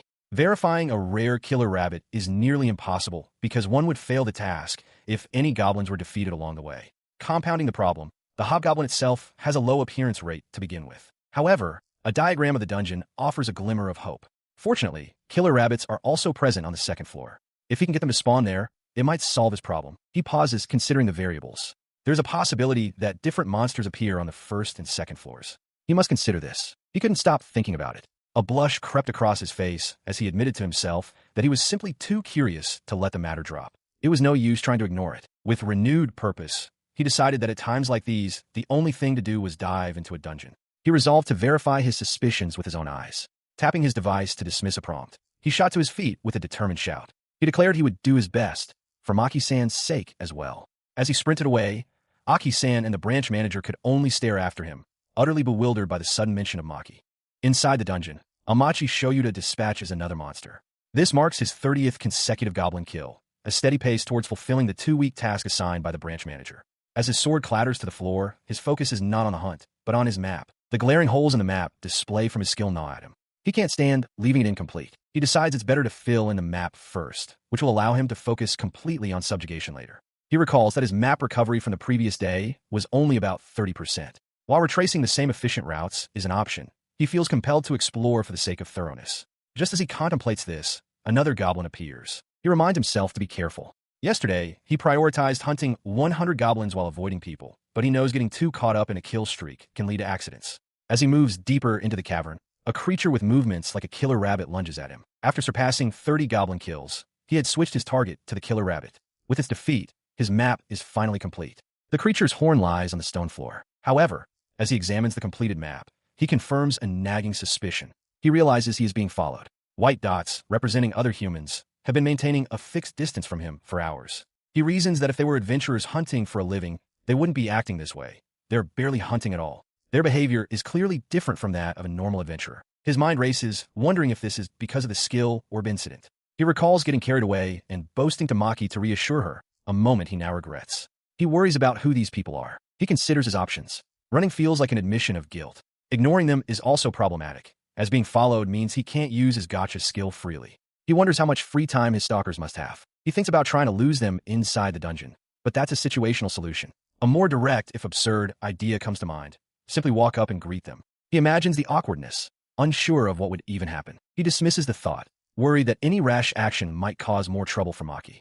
He has no acquaintances among the adventurers and has never heard of anyone being stalked like this. The situation is entirely unprecedented for him. He comes to a realization, murmuring his understanding as he stands in the guild lounge. From her seat on a nearby sofa, Maki points out that he should have simply reported being stalked. A bit sheepish, Juuyoudatta glances away, admitting he was hungry. He asks what they should do, given the stalking only started the previous day. His gaze shifts to the lunchbox she's holding, wondering if it might be homemade. As their lunch breaks happen to align, they eat together. He reflects internally that while he's fortunate to share a meal with Maki, it could also make him a target for someone's jealousy if they were discovered. Maki asks if he's going to the second floor, and he confirms it's his plan for the afternoon. She explains that the second floor is a wide-open plains area, making it difficult to be followed secretly and presenting a good chance to identify anyone who tries. She then proposes to personally see him off at the dungeon entrance from now on. Stunned, Juuyoudatta asks if that's really okay, though he's clearly delighted. Maki clarifies that while it's normally a dedicated manager's job, as his acting dedicated manager, it's perfectly acceptable. Maki elaborates on her plan. By seeing him off, they might identify the stalker. If someone follows him to the second floor, they can cross-reference the information and issue a stern warning. She asks for his opinion. Overjoyed, Juuyoudatta clasps his hands together, exclaiming his immense relief and gratitude for consulting her. Maki smiles warmly, replying that it is an honor to be of service to him. Returning to business, Maki announces she will now appraise his gathered materials. With a thump of his heart, Juuyoudatta agrees. He privately reflects on her cute side, a contrast to her usual beauty, and feels a sense of warmth. The morning's haul is substantial. From defeating 230 goblins and 9 killer rabbits, he has acquired 197 small magic stones, 37 iron knives, and 2 killer rabbit horns. He is taken aback when Maki asks if he intends to deplete the entire dungeon. Flustered, he starts to apologize, but she reassures him with a small laugh that she is only joking. She then smiles warmly, surrounded by an almost sparkling aura, and tells him he did a wonderful job. Her praise sends a jolt through him, and he can feel his face flush. As he turns to descend into the dungeon, he internally panics, thinking he's in danger of falling for her. Composing himself, he waves goodbye to Maki. She waves back with a cheerful smile, telling him to take care and wishing him a good trip. Alone now, he descends the stone steps into the dungeon's depths. He reflects that while his recent level up makes him eager to use the gacha, doing so within the association building feels risky, as he doesn't know if the branch manager is watching. He resolves not to use the gacha inside the building. With that decision made, his focus shifts to the immediate task. He decides his first move will be to head towards a familiar dead end within the dungeon. As he proceeds, his path is blocked by small, weak monsters, but he cuts them down with practiced ease, clearing his way forward. The minor threats are quickly followed by a much more startling one. A large, white, horned rabbit leaps out, screeching as it charges directly at him. He reacts instantly, sidestepping the beast's fierce charge. With a determined look, he brings his sword around in a clean arc, successfully striking the creature and avoiding a collision. Having secured the area, he finally activates the gacha system. He muses that while he did notice some suspicious individuals, none of them have managed to follow him this far. Believing it's safe, he initiates a 10-item pull, thinking this is his chance. He examines the results of his 10 pull, 7 blue orbs of rare quality, and 3 red orbs of super rare quality. He muses that the highest rarity, purple, doesn't seem to appear so easily. The 3 red orbs resolve into their rewards. New super rare boons, one for intelligence and another for dexterity, both granting a plus 15 bonus. The third, however, is a new skill entirely, throwing LV1. He wonders what this new ability entails, noting that he's been getting at least 2 red orbs each time. He immediately pulls up his status screen to confirm the update. The throwing LV1 skill is now listed among his abilities. As he contemplates what he could possibly throw, a small goblin, unnoticed, creeps up behind him with a glint of malice in its eyes. The creature lunges, its crude blade aimed at the distracted adventurer. Caught completely off guard while still seated, Juuyoudatta can only look up in alarm as the attack descends. A moment later, having dispatched the ambusher, he wipes a bead of sweat from his brow. His brief respite over, he turns and heads for the entrance to the dungeon's second floor. Stepping through the doorway, he is greeted by an unexpected sight. Instead of another cavern, a vast, open plain stretches out before him under a sky-like ceiling. He marvels at the new environment and wonders about his auto-mapping skill. Activating it, a three-dimensional map materializes before him. He is amazed at the detail, noting how different and advanced it is compared to the dungeon's previous levels. The map gives him a new perspective, but looking out at the seemingly endless expanse with his own eyes, he realizes its true scale is impossible to grasp. The plain stretches on to a horizon he cannot see, making his mapping skill all the more useful. To get his bearings, he consults the map on his device, which now displays the second floor. He recalls hearing that the plane's level also contains features like small rivers, giving him a potential landmark to seek. With a tentative plan in mind, he decides to follow the wall for now. As he begins his trek along the rocky boundary, he acknowledges that navigating this vast new floor will be a formidable challenge. Upon reaching the second floor, Juuyoudatta takes in a new environment. A stream cuts through the plains, and in the distance, he spots a goblin and a killer rabbit standing near each other. Before proceeding, he decides it's prudent to review the monsters native to this level. He consults his device, which displays a list of monsters for the second floor. He notes there are 4 types: goblins, which frequent plains and forests; killer rabbits, found near streams and in forests; hills wolves, which hunt in packs in highlands; and golems, which appear in rocky areas. He reflects on the information. While the separation of monster habitats by the terrain is helpful, the boundary between the plains and the stream is unclear. He worries that such monster gatherings could become an obstacle during his continuous hunting runs. Noting that killer rabbits are more common here than on the first floor, he considers hunting them for their rare drops. For now, however, he decides to follow the wall to update his map. Just as he makes his plan, a goblin materializes nearby with a soft pop. Before he can move, the goblin is suddenly trapped within a shimmering, grid-like barrier. The creature lets out a sharp cry as it is instantly disintegrated, vanishing without a trace. Juuyoudatta stands frozen, utterly bewildered by the sudden event. His confusion quickly hardens into anger. Realizing someone deliberately interfered, he spins around, his face contorted in frustration. "Hey you!" he shouts into the empty air, demanding the culprit show themselves. In response to his call, a party of 4 other adventurers emerges from hiding. They were the ones who had been tracking him, and now they step forward to confront him directly. One of them, a man with spiky hair, points accusingly. "You're that guy. The famous slime slayer, aren't you?" he yells. Juuyoudatta is internally annoyed. They can't even get his title right. It's Slime Hunter. The spiky-haired adventurer continues his tirade, jealously ranting about how Juuyoudatta, a mere frontier dungeon native, has Maki-san as his exclusive agent. Another party member calls the ranter an idiot, while a third calls him a simpleton. As the group bickers, Juuyoudatta listens, a sense of familiarity dawning on him as he recognizes their voices. He finally places them. He thinks, it's the guys who were hitting on Maki-san this morning. In perfect, indignant unison, the entire group shouts back, "We were not hitting on her." He listens as the rival party makes their case, boasting that they were told about this dungeon by Maki herself. They proclaim that their impressive growth and success here make them the only ones truly worthy of her. Their unified front confuses him. He asks why they are acting as a team if they are supposed to be rivals competing for the same prize. The hooded adventurer scoffs, remarking that Juuyoudatta is completely clueless. In response to his confusion, the adventurer with glasses steps forward, adjusting his spectacles. He patronizingly offers to explain the situation, making a sharp comment about how those from the borderlands lack common sense. The jab visibly irritates Juuyoudatta. The spiky-haired adventurer elaborates, conceding that while they are indeed rivals, they are individually not skilled enough to earn an exclusive contract. As a team, however, their chances are much greater. Juuyoudatta listens, internally labeling their motivation for what it is, ego. With their logic laid bare, the 4 adventurers erupt in a unified cheer. They declare themselves the dungeon's rising stars, explaining that a team's superior earning potential directly benefits their contracted receptionist. Their talk of teamwork prompts a moment of introspection. He realizes that for the last 3 years, he has been so focused on his own secret goals that the idea of forming a party never occurred to him. He preferred being alone, and besides, no one had ever shown interest in joining him. He concludes with a quiet sigh that he has always been a loner. The rival adventurers interrupt his thoughts, calling out to the slime master to see if he is okay. The moment reminds him of when Maki had once suggested he hire a porter, an idea he'd rejected to keep his unique skills a secret. A new thought strikes him, and he holds up a hand. He asks them to wait, questioning why, if they're a 4-man team, they were all making individual appeals just moments ago. His sharp question catches the group off guard. His question immediately shatters their united front. The adventurer with glasses claims to be the team's brain, while the spiky-haired one asserts he is the true leader. The hooded member declares himself the shadow leader, and the shortest of the group boasts of hunting the most monsters. Juuyoudatta can only watch as they begin to argue amongst themselves again. The argument devolves into a cacophony of shouting, each man proclaiming his own importance. Watching the chaos, Juuyoudatta is completely bewildered, unable to tell if the group members are friends or foes. He watches the rival party, realizing that even without his report, Maki would have seen them following him. He muses that they are unaware of the scolding that awaits them from her, a fate he knows can be quite trying. A small, private smile touches his lips as he recalls his own recent reprimand from her, which he found somewhat pleasant.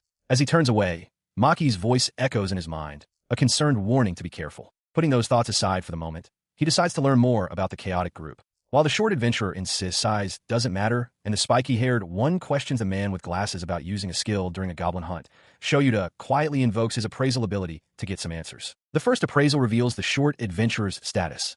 Natsumarinji, level 18. His equipment includes a wind knife, and he possesses the skill Tracker. His gaze shifts, appraising the next member.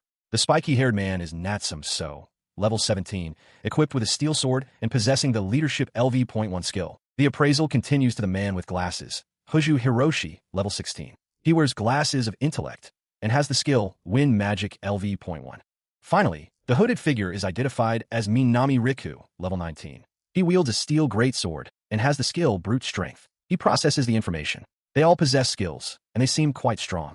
The Tracker skill catches his attention. Like his own level Gacha, it has no level designation. This confirms how they followed him. He wonders why such a capable party would resort to stalking. Suddenly, the party's demeanor shifts. They look at him with expressions of dawning comprehension, as if he has finally understood their intense desire to become Maki's exclusive party. He waves a dismissive hand, uninterested in whatever they're thinking. He just wants to hunt before nightfall. He confronts them directly, asking why they stalked him. If they truly have this much power, he argues, shouldn't they be focused on improving themselves instead of wasting time on this? The group falls silent, and a sense of dread washes over him as he realizes he may have just said the wrong thing. The silence is broken by Hujuu Hiroshi. He concedes that their actions were indeed regrettable, but then he points an accusing finger at Juuyoudatta. He declares that this is all Shuda's fault because of what happened yesterday. Juuyoudatta can only stare back, utterly baffled by the accusation. He is met with a furious outburst from Hujuu Hiroshi, who declares that based on the information they had, his party should have been able to defeat Juuyoudatta. The adventurer shouts in frustration, finding it unbelievable that Juuyoudatta could win against such odds by himself. The glasses-wearing adventurer continues, explaining that gathering information is his role, and that it already investigated who Juuyoudatta was. Juuyoudatta listens in silence, his expression unreadable. Hujuu elaborates that they decided to observe Shuda's actions because the story of a notoriously weak adventurer defeating a hobgoblin was simply unbelievable. As he speaks, Juuyoudatta internally reflects that while he has indeed grown rapidly since acquiring level Gacha, his past reputation precedes him. After a dramatic cough, Hujuu points a finger and declares his conclusion. Juuyoudatta is simply an incredibly unconventional and absurd person. Faced with this deduction, Juuyoudatta can only manage a bewildered sound of confusion. A muscle twitches in Shuda's face as he thinks Hujuu's reasoning is the abnormal thing here.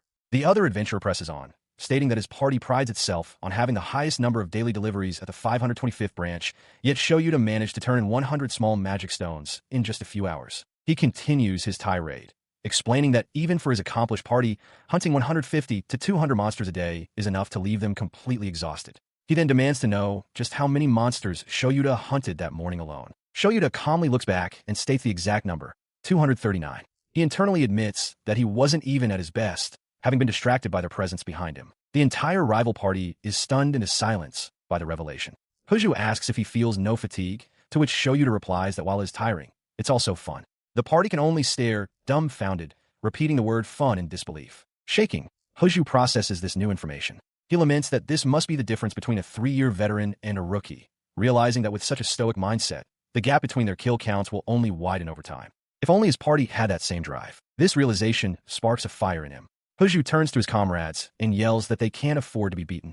Galvanized, the entire party shouts in agreement and charges forward, newly motivated to continue their hunt. As the rival party's footsteps faded, Juuyoudatta turned back towards the dungeon's depths. A startling realization began to form in his mind. This level of power felt abnormal. He considered the possibility that, at his current strength, hunting 1,000 monsters in a single day might not be a mere fantasy.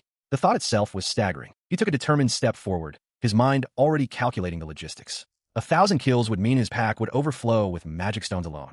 He reminded himself to be cautious and not get so absorbed in the hunt that he might accidentally draw out a rare monster near other adventurers. But a new excitement surged through him. With his recently acquired skills, Body Enhancement Level 2, Throwing Level 1, and Flame Magic Level 1, he could finally test his new magical abilities. A whole new frontier awaited. On a smartphone-like device, a finger taps the screen, selecting Flame Magic from the Dungeon Network interface. Amachi Juuyoudatta processes the information from the app. At Level 1, he has access to 2 spells, Torch and Fireball. He marvels at this, realizing he can conjure a small flame on his fingertip simply by thinking it, and extinguish it just as easily with a thought. He continues to test the Torch spell. He confirms that as long as he maintains his focus, the flame will not go out on its own, even if he closes his eyes or looks away. However, the moment his concentration wavers and his thoughts drift to something else, a goblin, for instance, the flame on his fingertip instantly vanishes. This brings a new consideration to mind. While the magic is convenient, maintaining the necessary focus while simultaneously fighting with his sword would be incredibly difficult. He walks on, contemplating his new abilities. While controlling magic in a fight is a challenge, having a long-range attack is a significant advantage. He resolves to master it quickly, anticipating future scenarios where he might need to juggle his sword, a torch for light, and a fireball for offense all at once. Lost in thought, he suddenly realizes he has wandered into a river area. The field is populated by small, horned creatures. He recognizes them with a start, killer rabbits. His surprise quickly turns into eager determination. These creatures are the perfect targets for an experiment. With a grin, he declares his intent to test his new magic on them and takes aim. He unleashes a fireball, which strikes one of the killer rabbits, instantly incinerating it. He is impressed. A direct hit can take down a distant monster in one shot, which will greatly improve his hunting efficiency. He readies his sword, deciding to try again while prepared for close combat. He strikes down the rabbit before him, then immediately targets another in the distance. To his amazement, he successfully defeats 2 at once. However, he observes that the magic dissipates after the attack, leaving only scorched ground behind. He found that fighting while simultaneously concentrating on magic was far more exhausting and awkward than battling with a sword alone. The mental strain was considerable. This difficulty was compounded by a noticeable time lag of several seconds between initiating the fireball spell and its actual activation, leaving him vulnerable. As he struggled to focus and cast the spell, 2 horned rabbits suddenly appeared. He cursed the timing, realizing his concentration was about to break. His focus shattered. The nascent fireball fizzled out, and an unprecedented wave of chills and nausea suddenly washed over him, leaving him gasping and disoriented. The errant spell had missed its mark entirely, splashing harmlessly into the nearby river. The resulting spray startled the horned rabbits, and Juuyoudatta stared in disbelief at the unexpected outcome. Seeing the monsters momentarily stunned by the wave created from his failed attack, he determined that this was his chance to strike while they were disoriented. He dispatched the creatures, and in the aftermath, a notification appeared before him. He had leveled up from level 6 to level 7. With a level up, a wave of relief washed over him. The debilitating nausea and chills that had plagued him finally began to subside. He began to analyze the situation. The terrible sickness had vanished the moment he leveled up. He recalled casting Fireball 14 times since his last level increase, and noticed that the spell seemed smaller than when he first used it. He suspected it was all connected to his magic reserves. His status confirmed his theory. A table showed the magic cost for Fireball, decreasing by 3 points with each cast. The 14th cast had pushed his magic points below 0. He finally understood. The chills and nausea were the direct consequence of attempting to use magic when his reserves were completely depleted. He clenches his fist, his mind racing. The thought of his magic depleting in the middle of a battle against a powerful enemy is a sobering one. He realizes he must carefully track how many spells he can cast, and also recalls another concerning event that recently occurred. The memory of the massive explosion his fireball caused when it hit the river surfaces. He understands that such power could be useful in a tight spot, but also extremely dangerous if it happened unexpectedly during a fight with a strong foe. This line of thought leads him to a strategic dilemma. He knows he can't focus on swordsmanship while maintaining a spell. To use magic effectively, he would need to predict his opponent's movements and force them into a vulnerable position, but he lacks any convenient items for that. He wonders if he should just use magic to go on the offensive. Putting his theories into practice, he engages a group of horned rabbits. He reflects that while fighting the same type of monster repeatedly makes their movements predictable, it doesn't change the difficulty of a first encounter. His current magic reserves are critically low at just 1 point. A dangerous curiosity takes hold. Could he replicate the phenomenon from before? He is certain that the moment he casts his next spell, the debilitating sickness will strike again, yet his desire to verify the effect outweighs his fear of the symptoms. He gives in to that desire, casting Fireball for the 14th time. As the spell leaves his hand, he immediately collapses, overcome by a wave of sickness. On the ground and panting, he feels the full, unpleasant effect of his experiment. He momentarily questions why he would repeat the same mistake, only to remember that this time, it was entirely intentional. Just as the discomfort sets in, a familiar flash of light envelopes him. A system notification announces his level up from 7 to 8, and with it, a complete restoration of his magic power. The sickness vanishes instantly. He feels calm, realizing that when he anticipates the effect, it's not so unbearable, and he feels ready to hunt more. He catches his breath, realizing the exhaustion he feels isn't physical. The thought of repeatedly putting himself through that cycle of sickness and recovery, even for the sake of knowledge, is mentally draining. His spirit, he fears, might not withstand it. As he contemplates the mental cost, Maki's voice cuts through his thoughts, gently chiding him not to push himself too hard. He offers a weak smile, thinking to himself that even though his experiment was for the sake of verification, Maki would surely be angry if she knew the truth. He continued to test various combat strategies, relentlessly hunting the killer rabbits until his backpack was strained and overflowing with their valuable horns. His efforts paid off as a notification announced his advancement from level 10 to 11. He noted that while killer rabbits were tougher than goblins, they allowed for much faster leveling. With a grin, he realized he could finally use the gacha again and promptly initiated a 10 pull. A cascade of orbs materialized before him. 6 blue, 3 red, and, to his delight, a single purple one. His initial excitement, however, quickly twisted into wide-eyed shock as the rewards were fully revealed. The purple orb granted him a new UR rarity skill, Foresight. Alongside this incredible acquisition came several SR level boosts to his sturdiness, agility, and strength. The new skill appeared on his status screen, leaving him momentarily speechless. He recalled Maki's advice and quickly opened the Dungeon Communication Network app to investigate. The entry for Foresight explained that it was a skill allowing him to perceive an opponent's predicted next move in combat. Its accuracy improved against movements he had seen before, but it was noted as a rare skill whose activation probability could change based on unknown conditions. As he processed this, a critical detail surfaced in his mind. The terminal market price for such a skill was an astronomical sum, starting at 200 million. The sheer value was staggering. Shaking his head in disbelief, he tried to convince himself to ignore it, muttering that he had seen nothing and should just pretend it never happened. He couldn't deny the truth, however. Looking at his status, he wondered if receiving the exact skill he'd been hoping for was a direct result of his high luck stat, which now stood at 140. A quick review of his overall attributes made one thing clear. With stats like these, he had long since left the realm of a beginner. He considered his journey so far. After all the times he had used the level gacha, he figured there couldn't be many adventurers who possessed such a diverse collection of skills. With a renewed sense of determination, he looked at his remaining 10-pull gacha, ready for the next opportunity. He checks his level gacha status, noting that only 30 items remain out of the original 100. A sense of accomplishment washes over him as he reflects on his progress. It has only been 3 days since he acquired his new skill, yet he has already come so far. He feels he is working quite hard and resolves to use up the remaining pulls soon. With renewed determination, he stands in the field, sword at the ready. He can tangibly feel his own power growing as his stats continue to rise. Facing a small, horned rabbit, he declares his intent to hunt them all down at once.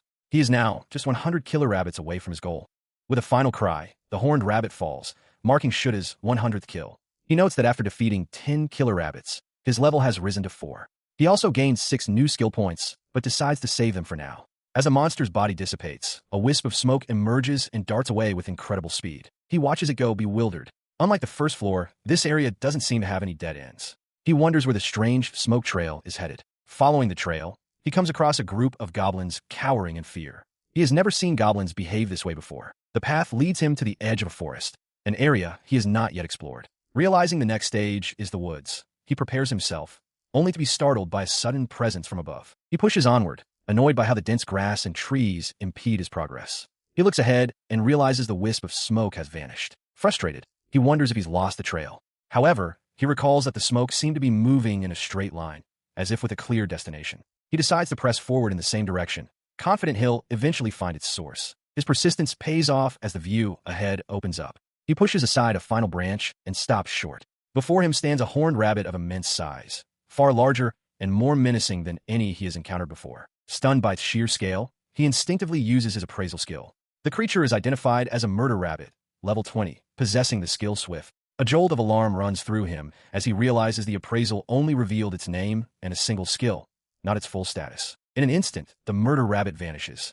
Juuyoudatta gasps as it reappears directly in front of him, its presence overwhelming. He grits his teeth, knowing he is in serious trouble. He decides on a desperate gamble.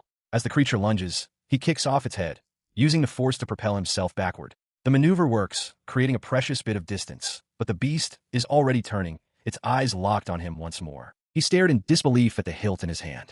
His brand-new iron longsword, shattered in a single, devastating strike. With his primary weapon gone, he considered his next move. Perhaps he should flee. The surrounding forest was dense, and he reasoned that the creature's large frame would prevent it from pursuing him through the trees. As he weighed his options, a thought struck him. He had somehow sensed the attack coming from his flank. He wondered if this was the effect of his foresight skill. That realization solidified his decision. He knew that without foresight, he would already be dead. Acknowledging his overwhelming lack of preparation, he turned and fled, deciding that escape was his only path to victory. He mentally promised to return for a rematch once he was better equipped. He sprinted into the woods, but a tremendous crashing sound from behind made him look back in shock. A horrifying thought crossed his mind. Even with his armor, a direct hit would have been instantly fatal. The source of the noise was the murder rabbit itself, smashing through the trees with impossible force. He cried out in disbelief as the creature, undeterred by the dense woods, charged right after him. He pushed himself to run faster, but the beast was relentless, closing the distance with every step. Cursing his situation, he realized he couldn't outrun it and wondered if the creature was simply unable to stop once it began its charge. His escape route cut off, he came to a halt. He knew that even if he made it out of the woods, he would be easily overtaken on the open plains. With his sword destroyed, he steeled his resolve. He had only one weapon left. Magic. Reaching into his inventory, he drew out a sharp, pointed object, a horn. It shimmered slightly as he held it, and he questioned whether it was usable as a weapon. While considering his options, he checked his map, confirming the creature was still nearby, seemingly unable or unwilling to leave the forest. A thought occurred to him. He had defeated over 100 killer rabbits. He wondered if this powerful monster was specifically targeting him as a result, seeking vengeance. Depending on his approach, this could be an opportunity. He stood ready, his preparations complete. The location was perfect, his mind was steeled, and he had equipped a killer rabbit's horn as a makeshift weapon. All that remained was to face the creature hunting him. He cupped his hands to his mouth, shouting into the woods that he was here and ready to be its opponent. In response, the massive, two-horned rabbit emerged from the foliage, its red eyes glaring. Undeterred, Juuyoudatta challenged it to come at him whenever it was ready. As the beast charged through the trees, Juuyoudatta sensed its approach. He gathered magical energy into his palm, chanting the incantation for a fireball. Just as the rabbit burst into the clearing, he noted its arrival and unleashed the spell. The fiery projectile engulfed the murder rabbit, which let out a pained screech. Juuyoudatta watched with confidence, reasoning that no matter how fast the creature was, it couldn't evade a direct hit in this narrow path. He knew a fireball alone wouldn't defeat the rare monster, but he had a second weapon ready. He unleashed his next attack, shouting for the beast to take this. Using his throwing skill, he launched a volley of sharp horns. The projectiles peppered the rabbit's body, embedding themselves in its flesh and drawing a shriek of agony. But the monster remained standing, its body riddled with horns. Seeing it was still alive, Juuyoudatta readied another handful of projectiles. He smirked, telling the giant rabbit that he had plenty more horns from its fallen brethren to throw. The relentless assault finally brought the beast down. As it collapsed, a notification appeared before Juuyoudatta, announcing a massive level up from 425. He slumped to his knees, breathing a sigh of relief that he somehow managed to defeat it, admitting to himself that he truly thought he was going to die. He panted, utterly exhausted. The adrenaline faded, leaving only profound fatigue. He reflected that it was the most intense, high-stakes battle of his life. As he continued to gasp for air, a single, overwhelming thought consumed him. He desperately needed sugar. His body was screaming in protest from the exertion. He realized that his high-toughness stat protected him from any physical wounds, not even a scratch, but the resulting fatigue was overwhelming. Picturing sugar cubes, he felt completely drained, with no desire to move at all. He lay on the forest floor, his body screaming for rest. A desperate craving for sugar, anything to replenish his energy, filled his thoughts as he felt his mind starting to drift. Shaking off the delirium, he forced himself to focus. The forest was quiet now, but he knew it was only a temporary reprieve. This was still the heart of a dungeon, and the wind carried a chill. His recent efforts had somehow generated a mental map of this section of the woods, which would allow him to detect any monsters that returned. For now, the lesser creatures had fled from the lingering smoke left by the death of the rare murder rabbit. He knew that, in time, this forest would once again become a monster's paradise. The thought of the smoke sparked a realization. He sat up abruptly, chiding himself for being so exhausted he'd forgotten a key detail. The monsters were afraid of the smoke. That meant he needed to prepare for the next encounter. As if on cue, the last wisp of smoke from his battle drifted away on a breeze, signaling the end of his temporary safety. He considered the recent battle. The smoke had lingered for a long time, which must have been due to the sheer size of the creature. He recalled that a hobgoblin was around level 10, yet the murder rabbit was level 20. Was the difference in level the reason for its size? He decided this was something he needed to investigate further, perhaps even bringing a timer next time. Before anything else, however, he turned his attention to the spoils of his victory. He began to appraise the dropped items. 2 twisted horns from the murder rabbit, its fur, a medium magic stone, and a glowing skill orb. The skill was swiftness. Curious, he checked if the skill was listed in the dungeon app, and, to his surprise, found an entry. The device explained that swiftness allowed the user to move at 3 times their normal speed, but came with a warning. Without a sufficient toughness stat, the user's own body couldn't handle the strain. Then his eyes widened at the listed market price, 60 million. It was even more valuable than the Herculean strength skill. A wave of excitement washed over him. With this, he thought he could finally get the branch manager to approve his exclusive contract with Maki. But the thought was fleeting. A deep sigh escaped him as the crushing exhaustion returned. He realized that re-engaging that creature without the swiftness skill would be a monumental struggle, even if he upgraded all his iron gear to steel. He concludes that overthinking his situation won't yield any answers. Instead, he decides to focus on what he can do now. Use the gacha. A realization strikes him. His sudden level jump to 25 has granted him 20 pulls. With renewed excitement, he summons the level gacha interface. He selects a 10 pull, wondering what new abilities or items await him. Amachi Shoyuda kneels before the gacha machine, initiating 20 consecutive pulls, a feat he hasn't performed since his first day. As the capsules are dispensed, he wonders what he will receive, hoping for something good. The results of his pulls flash before him, a cascade of rewards. He has acquired 14 R-rank stat boosts, 5 SR-rank boosts, and most notably, 3 new skills, 2 SR-rank abilities, Body Enhancement LV1, and Appraisal Jamming LV1, and a single brilliant SSR-rank skill, Water Magic LV1. His status screen flashes, updating with his new acquisitions. His stats have soared, and his skill list now includes the powerful new magic. He stares in disbelief, his mind fixated on the fact that he now possesses water magic. He glances at the gacha interface, noting there are still 10 pulls left in the box. Though he feels a wave of exhaustion and a desire to go home, he is tempted by the thought of finishing the remaining pulls. However, a system notification informs him that at level 5, he cannot perform a 10 pull. Despite the restriction, his heart screams with the desire to see what lies ahead. He considers his new stats. His strength is now an impressive 91. He realizes this should put him on par with, or even above, a typical adventurer between levels 20 and 30. Still, he finds it somewhat pathetic that it took so many gacha pulls just to slightly surpass the group of adventurers he thinks of as his stalkers. A prompt appears, asking if he wishes to exit the level gacha, noting he can return later. He reasons that with his new skills, he definitely has an advantage over other adventurers. He confirms his decision to leave. With that thought, he decides that to aim for even greater heights, he should use up all the gacha pulls. The idea of leaving just 10 remaining feels unsettling. A bright light envelopes him as he exits the gacha space. He finds himself back in the dungeon. His usual sword has become useless. He takes stock of his current equipment, an iron knife dropped from a goblin and the horn of a killer rabbit. It's not much, but he figures he can make do. He stands for a moment, holding a small, cube-like item. Some time has passed since he defeated the rare monster, yet there is no sign of any others nearby. He contemplates moving to a different location. He ventures deeper into the dungeon, his new iron knife in hand. A goblin lunges, but he easily parries its attack. Despite the ease of the fight, a thought continues to nag at him. The source of his distraction is the item dropped by the murder rabbit, a skill orb for swiftness. He hadn't considered investigating the strength skill he'd acquired, but now, with an app that can detail a skill's abilities and even its drawbacks, he feels a compelling urge to use the skill orb himself. A confirmation prompt appears on his device. He hesitates, recalling a recent conversation. Using the skill now would mean he'd have to postpone finalizing his exclusive contract with Maki for another 2 weeks. However, he reasons that 2 weeks is plenty of time. If he can master this new skill before fighting again, his next battles will be significantly easier. His gaze falls upon his high luck stat, a staggering 188. With fortune this clearly on his side, he figures the skill drop rate must also be high. His mind made up, his finger moves towards the confirmation button. He taps the screen, deciding he can always just get another orb later if needed. The skill is instantly acquired. As his status updates, a sudden, alarming realization strikes him.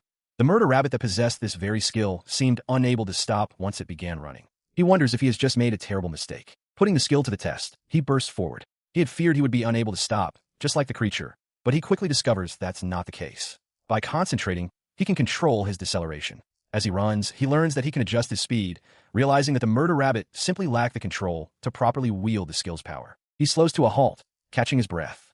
A bead of sweat rolls down his temple. He senses he has the potential to move even faster, but an instinctual warning tells him that pushing his speed any further would be dangerous. The reason for his hesitation becomes clear. His body isn't durable enough. He understands that if he pushes beyond his current limit, his legs might give out. A simple fall at such speeds could be fatal. As he contemplates how best to utilize his newfound swiftness against rare monsters, his thoughts are abruptly cut short. He freezes, his senses screaming a warning. He is not alone. He detects the presence of another person. He decided to hide for now, noting the lack of any monster reaction to the other person's presence. Having reached level 11 again, he realized this meant he could perform his final gacha pull from the current box. With a determined look, he decided to use the 10 pull option, hoping to finally clear it out. The familiar chime of the gacha machine echoed, a sound he had grown accustomed to, though it startled him at first. 10 orbs tumbled out, 7 blue rares, 2 red super rares, and to his delight, 1 brilliant purple super rare. He spotted the purple orb immediately, his excitement building as he prepared to open it. The rewards from the pull flashed into existence. He received a new SR dexterity boost of +12, a new SR skill, appraisal jamming LV1, and a stunning new SSR agility boost of +30. His status screen updated instantly, his stats glowing as they surged with newfound power. He marveled at the outcome. While he was slightly disappointed not to get a UR skill, the sheer magnitude of the status increase was staggering. Thanks to the boost, his agility had finally broken into the coveted triple digits, a dream come true. His attention then turned to one of the new acquisitions. He wondered aloud what appraisal jamming was. As he pondered its purpose, reasoning it must be a guard to block someone else's appraisal, a bright light suddenly flashed from his gauntlet, startling him. In response to the flash, the gacha machine itself began to transform. Shoyuda watched in disbelief as its color shifted from white to blue, a version up, complete message appearing on its surface. He stared, utterly bewildered, as a series of notifications chimed. A version up had occurred. The system announced that the effectiveness of enhancement items had increased, the gacha's consumption level was raised from 1 to 2, and, based on his long-term usage patterns, the single pull option had been eliminated entirely. Another version up message followed immediately, explaining that because he had only ever used the 10 pull option to consume the prize box, the maximum number of items in the box had been increased as a result. The gacha machine's interface now displayed version 2-. The prize box capacity had increased to 110 items. He was pleased about the increased status effects, but shocked to see the cost of 10 pull had doubled to 20 levels, though it now guaranteed 3 SR items or better. He realized with some urgency that he had to reacquire the level gacha skill before it became impossible to update. He looked at the altered machine, a profound thought striking him. This change, was the system adapting to his specific usage patterns? The implications of such a responsive, evolving system were vast. He considers the consequences of the gacha's version up. The system seems to have adapted to his reliance on the 10 pull option, increasing the maximum number of items. He realizes that if he had stuck with single pulls, the number might have decreased instead. Now, a new condition is in place. He must reach level 21 to perform the next pull. He glances at his own status, noting his stats are now exceptionally high. Despite the new inconvenience, he decides this isn't a bad change at all, and chooses to be pleased with the outcome. With his current stats and skills, he feels confident he could handle even a foe stronger than the hobgoblin. He recalls the significant level boost from defeating rare monsters like the horned rabbit and the hobgoblin itself. The best strategy would be to use the gacha right before a rare monster fight, but that seems too convoluted. For now, he decides to prioritize hunting another rare monster. As he mulls over his plan, a voice calls out, "Hey, you there?" He turns to see a group of familiar adventurers approaching. Daimon-san, Aki-san, Maki, and a few others. They look at him with a mixture of curiosity and concern. Daimon-san steps forward, asking about him. Aki-san, with a knowing smile, tells him there's no need to be so wary. She explains that their party usually hunts on the 4th floor and was just heading back when they heard something. She continues, explaining that they came to investigate after hearing panicked adventurers at the 2nd floor entrance talking about a massive, never-before-seen monster. Since he was in the area, she asks if he has any information about it. He listens intently, realizing they must be talking about the hobgoblin. Aki-san adds that if the creature is truly dangerous, their party wants to defeat it for the safety of others. A brief image flashes through his mind, the panicked adventurer fleeing from the hulking shadow of the hobgoblin. He understands now that they must have witnessed him chasing the beast. He looks at the group again. They seem like good people, having rushed all the way here out of concern for an unknown monster. He decides it would be best to just tell them the truth. With a steady voice, he makes a declaration. "If you're talking about the rare monster that appeared here, I'm the one who subjugated it." He explains to the assembled party that the reason no one has seen a monster before is likely because it was a new species, unlisted in the association's database. He concludes by stating that, at the very least, it was the first time he had ever encountered such a creature. The party is momentarily stunned into silence by the revelation. Juuyoudatta continues, explaining his plan to rest briefly before heading back to the association to file a report. The female adventurer with a large bow breaks the silence, asking if he's truly being serious, as if unable to believe his story. Their skepticism, however, is instantly washed away by a wave of pure excitement. The party leader exclaims that what Juuyoudatta did was amazing, while the woman with the bow celebrates the discovery of a new species. Juuyoudatta is taken aback, realizing their reaction is far more friendly and supportive than he anticipated. Another party member eagerly asks about any item drops, but the leader quickly chides her, saying Juuyoudatta is tired and they shouldn't pressure him. Taking his teammate's point, the leader bows his head slightly, apologizing to Juuyoudatta. He admits that asking about another adventurer's items was a breach of etiquette.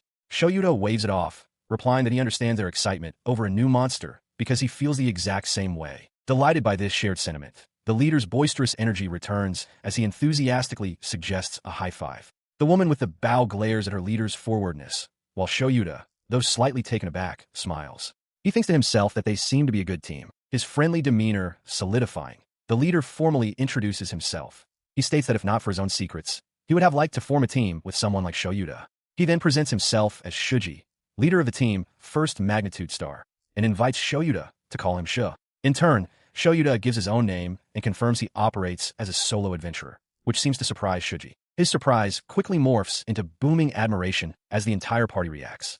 Shuji praises Juuyoudatta for taking down a rare monster all by himself. As the woman with the bow playfully scolds her leader for bothering Juuyoudatta again, Juuyoudatta reflects on the encounter. He muses that if he raises his luck stat even more, perhaps he'll have more fortunate meetings like this one with the impressive first magnitude star team, who then decide to depart for their own debriefing.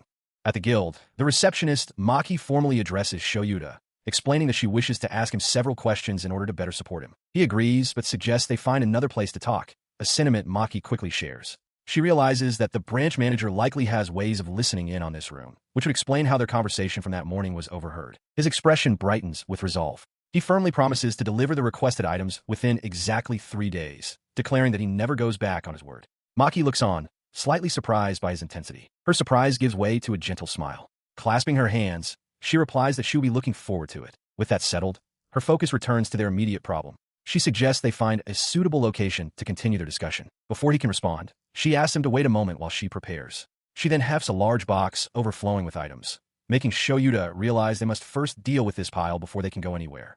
A few moments later, she returns, announcing that she is ready. He turns to face her and is struck speechless. Maki has changed from her work uniform into a lovely dress and asks for his opinion. Flustered, Juuyoudatta stammers that she looks very cute, though he inwardly questions the reason for the change of clothes. A faint blush dusts her cheeks at his reaction, and she murmurs that she's glad. She explains that since she's officially off duty, this attire is fine, and suggests they depart through the back door. Outside, she reaches for his hand, assuring him that they are close to a safe place where they can speak freely.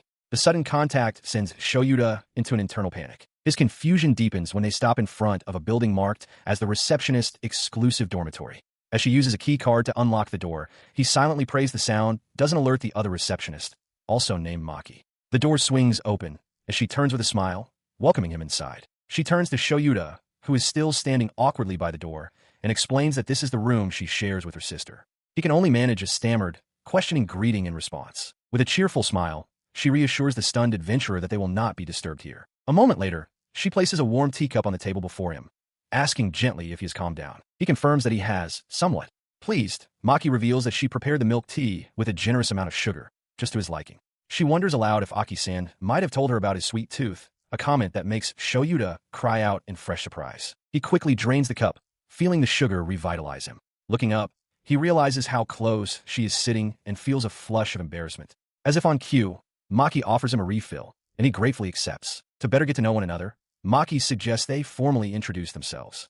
She goes first, stating her name is Sato Maki. She is 19 and has been a receptionist for 3 years, the same as his adventuring career. He responds in kind.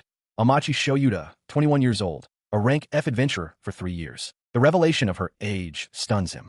He blurts out, "You're younger than me?" The realization hits him that she must have been working as a receptionist since she was a student. His mind drifts to his own past.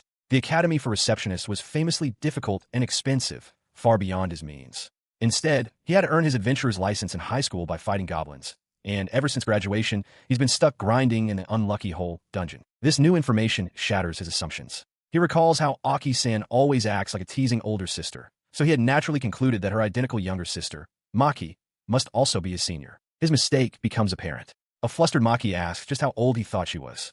Looking away, Shoyuda admits that because she seemed so composed and beautiful, he just assumed she was older, a realization that seems to catch her by surprise. She looks down, a blush on her cheeks, admitting she had completely assumed he was older. So, that's how it is. She murmurs, a little flustered. The silence between them at the small table becomes palpable.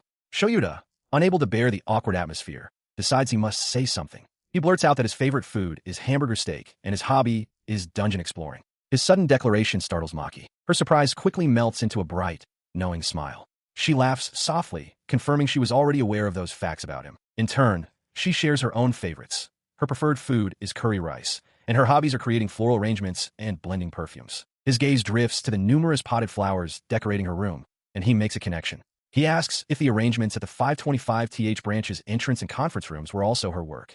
With a proud smile, she confirms that while not all of them are hers, she was indeed responsible for many. He then has another realization. The pleasant, calming scent he'd noticed from her must be a perfume she blended herself. His thoughts then shift, and he begins to wonder if she has a particular adventure she looks up to. Before he can voice his question, she leans in, capturing his full attention. Calling him by name, she reminds him that since she is younger and will be his dedicated support, they should change how they address each other. She proposes they drop the stiff formalities. As an example, she suggests he could simply call her by her first name, without any honorifics, her hand tightening into a fist with nervous anticipation. He hesitantly tries it, uttering Maki. The effect is immediate. She becomes incredibly flustered, letting out a small, surprised squeak. He finds her reaction unexpectedly cute. Composing herself with a deep blush, she eagerly agrees, saying yes, please. The formality of the situation strikes him again. He internally reflects that this feels exactly like a formal matchmaking interview, and the thought makes him question his own feelings. Does he have a crush on her? He internally admits that he has taken a strong liking to Maki. The thought of her becoming exclusive support for another adventure is enough to stir his irritation. He concludes that her presence will be indispensable for his future dungeon conquests. While he can't deny his feelings, he recalls the official information on her profile. Maki graduated at the top of her class from a specialized school last year, all while working as a receptionist. This information, combined with her knowledge and year of adventuring experience, sparks a sudden realization. If the serious and hardworking Maki is this capable, he wonders, is there any real need for Aki-san to be his dedicated support? He considers that while she is certainly beautiful, there's also something about her that he can't quite figure out. It feels as though she maintains a certain distance, elusive as a cloud. He questions her usefulness, but then reflects that without Aki-san's introduction, he never would have met Maki at all. He decides their meeting is a net positive, even if only slightly. To bridge that distance, and as a show of trust, Shoyuda makes a sudden decision. He tells Maki he will show her his current stats. She lets out a startled gasp. He jots down the numbers. Strength 92, Dexterity 77, Durability 68, Agility 106, Magic 71, Intellect 71, and an astonishing luck of 200. Maki stares at the paper, confirming that this is completely different from what she had heard. As she reels from the revelation, Shoyuda privately acknowledges that it's unbelievable for someone with these stats to be level 1. For reasons he can't quite explain, he feels it's best to hide his current level in the matter of the level gacha. Shoyuda asks if she got her prior information from Maki-san. Maki confirms this, adding that she has actually known about him for about 2 years. He asks what she means, and Maki begins to explain with a smile what her older sister had said about him, noting that it was a rather one-sided way of thinking on her sister's part. Shoyuda leans in, waiting for her to elaborate. He listened in stunned silence as Maki cheerfully relayed her sister's description of him. A weird, interesting guy who, despite his weakness and lack of results, never gives up and diligently hunts slimes. The word struck Shoyuda with the force of a physical blow, and he could only think about what an unbelievable way that was for Aki-san to describe him to her own sister. Continuing her story, Maki explained that her sister, Aki-san, would always boast about him. She would recount how many slimes he had defeated that day, or how many magic stones he had delivered to the association. Maki recalled that at first, hearing about Shoyuda was only a weekly occurrence. However, that changed. After he took a few days off for some business, he returned and turned in so many magic stones that they overflowed the appraisal counter, leaving Aki-san utterly astonished. From that point on, Aki-san's stories about Shudakun grew more and more frequent. What was once weekly became every 3 days, then every 2, until finally, Maki was hearing about him every single day, making her increasingly curious. The memory of Aki-san's constant, cheerful bragging made Shoyuda cringe. He protested aloud that hearing about him every single day was surely too much. He then turned to Maki and asked what she actually thought of him after they finally met. She explained that with her sister constantly talking about him, she grew curious about what kind of person he was and eventually asked Aki-san to arrange a meeting. With a bright, blushing smile, Maki declared that he was a truly wonderful person. The earnest praise struck Shoyuda, who found her expression dazzlingly cute. A thought suddenly occurred to him, and he asked if her desire to meet him had been about half a year ago. Maki confirmed that it was. The pieces clicked into place for Shoyuda as he recalled an incident from 6 months prior. Aki-san had suddenly and energetically accosted him, insisting he should try other dungeons where he could earn more. At the time, he was merely confused, but now he understood it was all part of her plan. Hearing this, Daimon-san, who was sitting with them, let out a laugh. He remembered that day, remarking that he thought Aki-san's rare sales pitch was so strange he wondered if she'd eaten something bad. A deeply embarrassed Shoyuda tried to wave it off, muttering about his current self not being quite ready for such revelations. Maki simply smiled at him, stating warmly that he is truly loved by her sister. The comment flustered Shoyuda further, as an imaginary Aki-san on his shoulder teased that she only did it to grant her little sister's wish, and that he might have avoided suspicion if he hadn't been a subject of daily reports. Maki smiles warmly, her expression softening as she confirms her loyalty.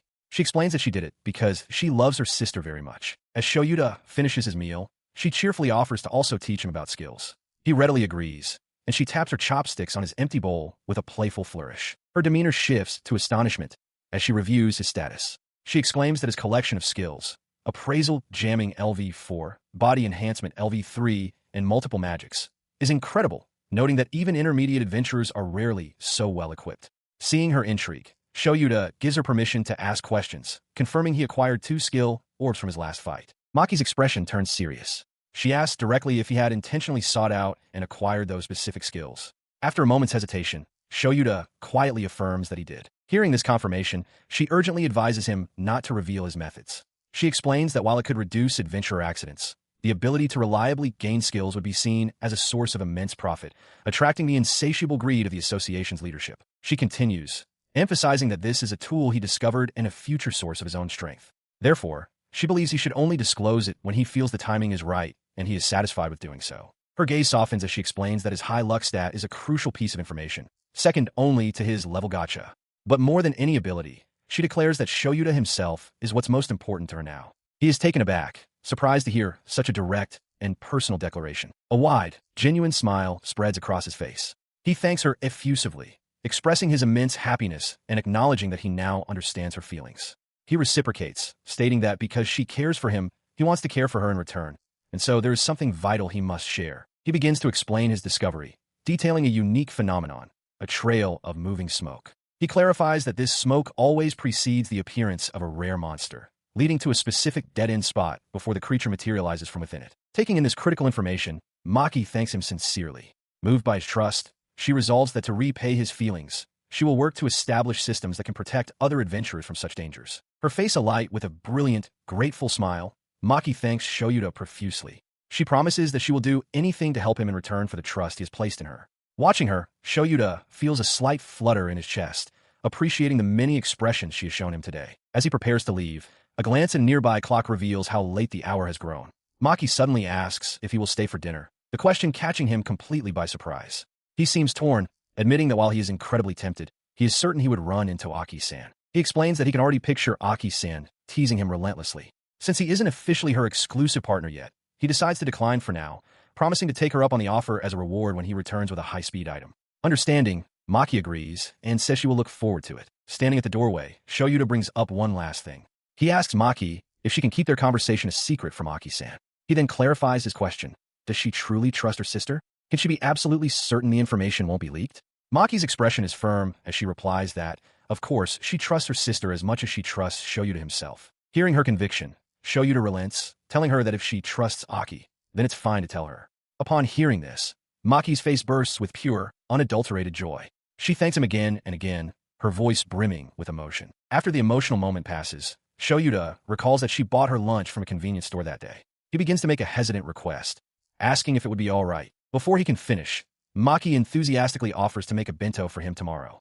Shoyuda is utterly stunned, then ecstatic at the offer. Her gesture fills Maki with a renewed sense of motivation. Later, walking home, Shoyuda realizes he forgot to report the stalkers he dealt with, but dismisses the thought, his mind preoccupied with happier prospects.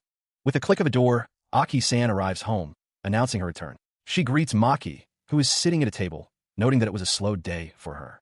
With a cheerful grin, Aki-san declares that it's time for a celebration for Maki, holding up a cake box. She presents the cake, teasingly suggesting that Maki must be missing Shoyuda. At the mention of his name, Maki's face flushes a deep red. Aki-san leans in, surprised by the strong reaction, and points out how much she's blushing, questioning if her feelings are serious. Maki, flustered, quickly tries to deny it. Her stammering denial only fuels Aki-san's curiosity. Maki insists they haven't reached that kind of relationship yet, which Aki-san immediately seizes upon. She points out that this implies their relationship has progressed since that morning and leans over the table, demanding that Maki tell her everything that happened. Maki collects herself and explains. She recounts that Shoyuda returned from the dungeon in a battered state, his tag having come off. She clarifies that while he wasn't injured, his sword was broken in battle and ultimately lost. The conversation triggers a somber reflection. For the 10 years since the dungeons first appeared, countless people have ventured into their depths. They seek priceless skill, orbs, and other treasures. Some return with their bodies broken, unable to fight again, while many others become lost souls who never return at all. This history is deeply personal. Both Aki and Maki, once inspired by the living legends who survived the dungeons, had aspired to be on the side that supports adventurers. It was with this dream that they began their current jobs. However, reality proved to be far from sweet, its harshness heralded by a sudden, piercing scream. The truth of their work is brutal. Even in a beginner's dungeon, considered relatively safe, the adventurers are often novices, unaccustomed to facing monsters. Despite all the warnings they give, accidents are inevitable. A young woman screams for help as a creature advances, her companion already fallen. The memory of her terrified face is seared into Maki's mind. The consequences became real all too quickly. Within a year of their assignment to the association, they were already attending memorial services, forced to witness the deaths of the very adventurers they had sent out. This burden weighs heavily on Maki. She blames herself, tormented by the thought that she is sending people to their deaths for money. It is a pain she has felt not just once, but over and over, pushing her to the brink. The grim realization hangs in the air. The dungeon is a terrifying and dangerous place, and it is their job to send people into that mortal peril, all for the sake of money. Despite having chosen the receptionist job to escape the conflicts of being an adventurer, Sato Maki's spirit was already on the verge of collapse within her first year. The weight of her duties was crushing her. Unable to simply stand by and watch Maki suffer, Aki-san began searching for something that might lift her spirits, even considering a simple slime plushie as a potential comfort. But the answer to Maki's despair appeared right before her very eyes. It was Amachi Shoyuda. He had appeared unexpectedly around the time the unlucky whole dungeon became deserted, and soon his daily visits became a regular occurrence. He casually suggested to a bewildered Maki that a ponytail might suit her. He then greeted Aki-san, cheerfully noting her ponytail and remarking that he knew it would suit her. As he spoke, a flustered Maki exclaimed that this was all too much, while Shoyuda simply continued to smile. His unwavering presence was a stark contrast to the branch's struggles. Aki-san recalled that time. She had just been appointed manager of the 777th branch through her mother's influence. Despite her best efforts to manage the branch, adventurers were abandoning the dungeon in droves. Only he remained. She realized that his cheerful attitude, even in the face of a failing dungeon, had been a source of strength. While reality was harsh, his perpetually joyful disposition was a constant, and she felt that, in a way, he had saved her. At the counter, he proudly presented a haul of 100 small magic stones, much to Maki's astonishment. There was something fundamentally different about Shoyuda compared to other adventurers. He didn't treat the dungeon as a place to earn money, but rather as a fun playground. With a flash of his blade, he dispatched his 50th monster of the day as Maki peeked from behind the counter. Observing his unusual approach, Aki-san mused that watching him was never dull. She found him to be an oddball for having so much fun running around in a dungeon like this. Indeed, his dedication was extraordinary. For any other adventurer, continuing to hunt slimes, the weakest of monsters, for years on end would be an impossible task, a form of penance that could break one's spirit.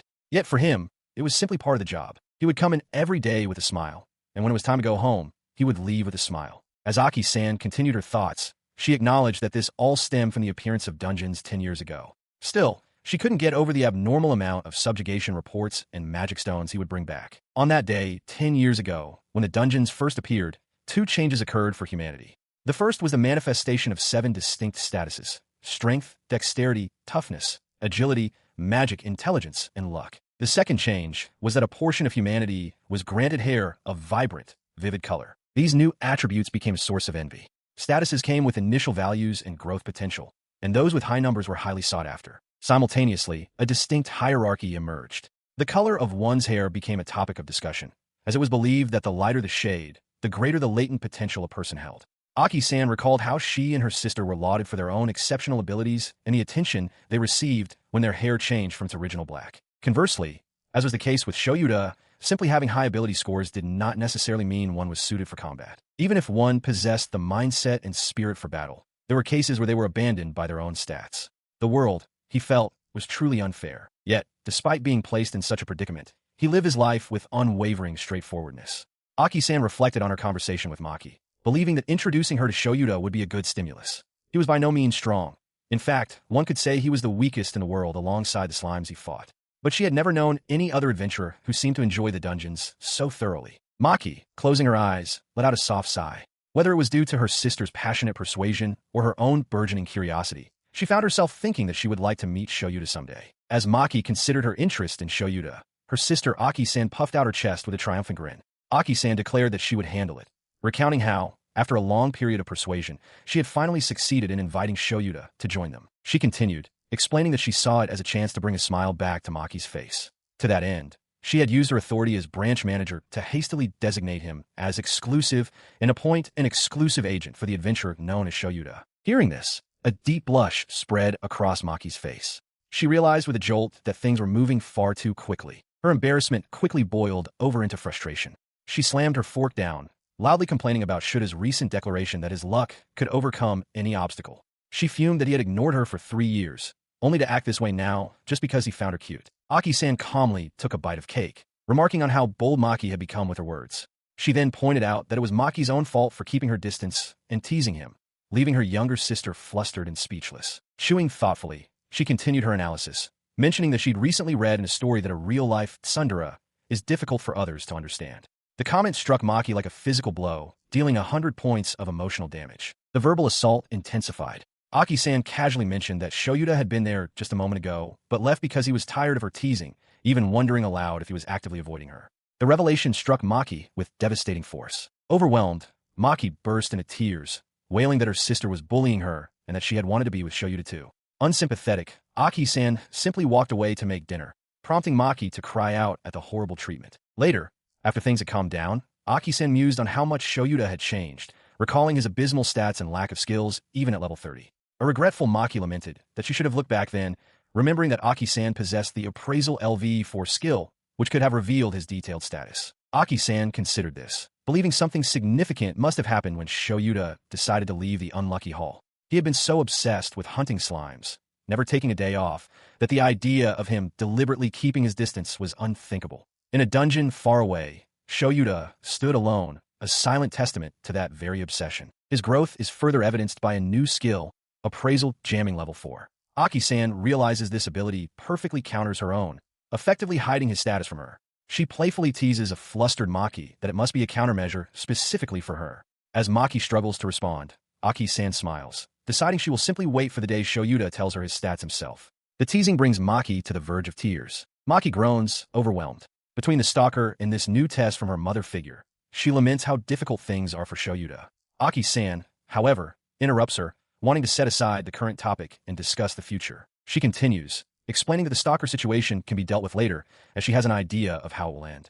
The test imposed on Juuyoudatta, however, is another matter. Aki-san concedes that it's harsh, but it's business as usual and unavoidable. Aki-san reveals the truth. The branch manager, Miki, was the one who observed Maki's excessive investment in the adventurer. To curb this, Miki is trying to force Maki to give up her exclusive contract by setting an unreasonable task for Juuyoudatta. Aki-san admits the method is crude. The manager's logic was that she couldn't trust someone who would be easily defeated by a setback.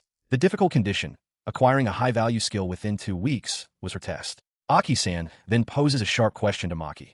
Does she believe someone who misjudges their own strength to hunt rare monsters can truly survive for long? Maki's expression hardens with a grim understanding.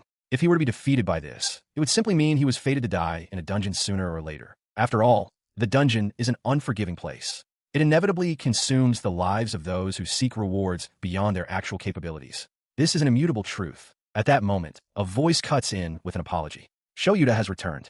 Aki-san smiles, acknowledging that while his actions were reckless, he overcame the adversity and came back. Seeing him safe, Maki's face instantly brightens. A warm blush spreads across her cheeks as she lets out a single, heartfelt affirmation. Aki-san watches her, thinking that Maki is recovering thanks to Juuyoudatta.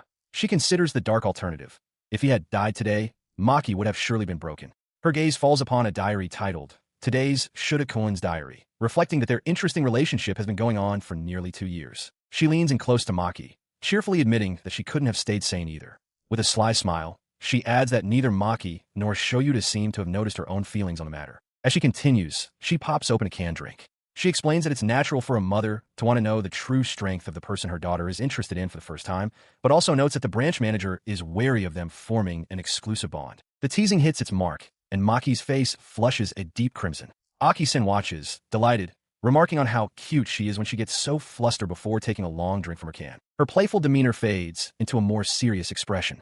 She reflects on how reckless it was for Shoyuda to challenge a rare monster on the second floor with only his starting equipment, noting that his lack of caution worried her just as much as it did Maki. She resolves that he must take responsibility for causing them such distress. Seeing Maki's continued pout, she softens. She expresses her hope that after today's scare, Shoyuda will reflect on his actions and avoid making Maki sad again, especially since he apparently made a manly promise. A moment later, her gaze drifts to her phone, a faint blush on her cheeks as she internally admits just how much she likes him. She then turns to Maki, acknowledging that her own feelings might make this a bit unfair. She proposes they work together to provide Shoyuda with proper equipment to prevent future dangers, pointing out that he has been using simple iron gear this entire time. Clearing her throat, she states that while guiding him is technically her job, she is determined to prepare the perfect set of gear for him.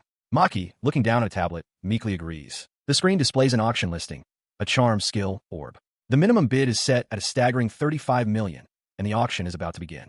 Aki-san mentions she just received a message from the branch manager. With a determined glint in her eye, Aki-san declares that the spending limit is non-existent and asks for Maki's cooperation to secure this for her Shoyuda. She notes that since it's been 3 months since this item was last auctioned, she expects it could easily reach 50 million. Her playful bickering with Maki continued under the starry night sky outside the auction house. As Maki corrected her on a point of shared ownership, insisting it belonged to them, Aki-san feigned distress, wailing that Maki was bullying her again. Amidst the theatrics, she noted that the auction was about to begin. On an adventure message board, a user expresses outrage. They declare it's suspicious that a mere slime master has become Sato Maki's exclusive client and vow that they will expose the secret behind the arrangement. Elsewhere, 2 adventurers observe the gossip from afar. One notes that the subjects of the rumor seem completely unaware, while his companion wistfully remarks that he wishes he could be looked at with such favor. The online discussion continues as another user chimes in, asking what became of the adventurer they've nicknamed Full Tetsun. An update is posted from someone near the stairs to the second floor.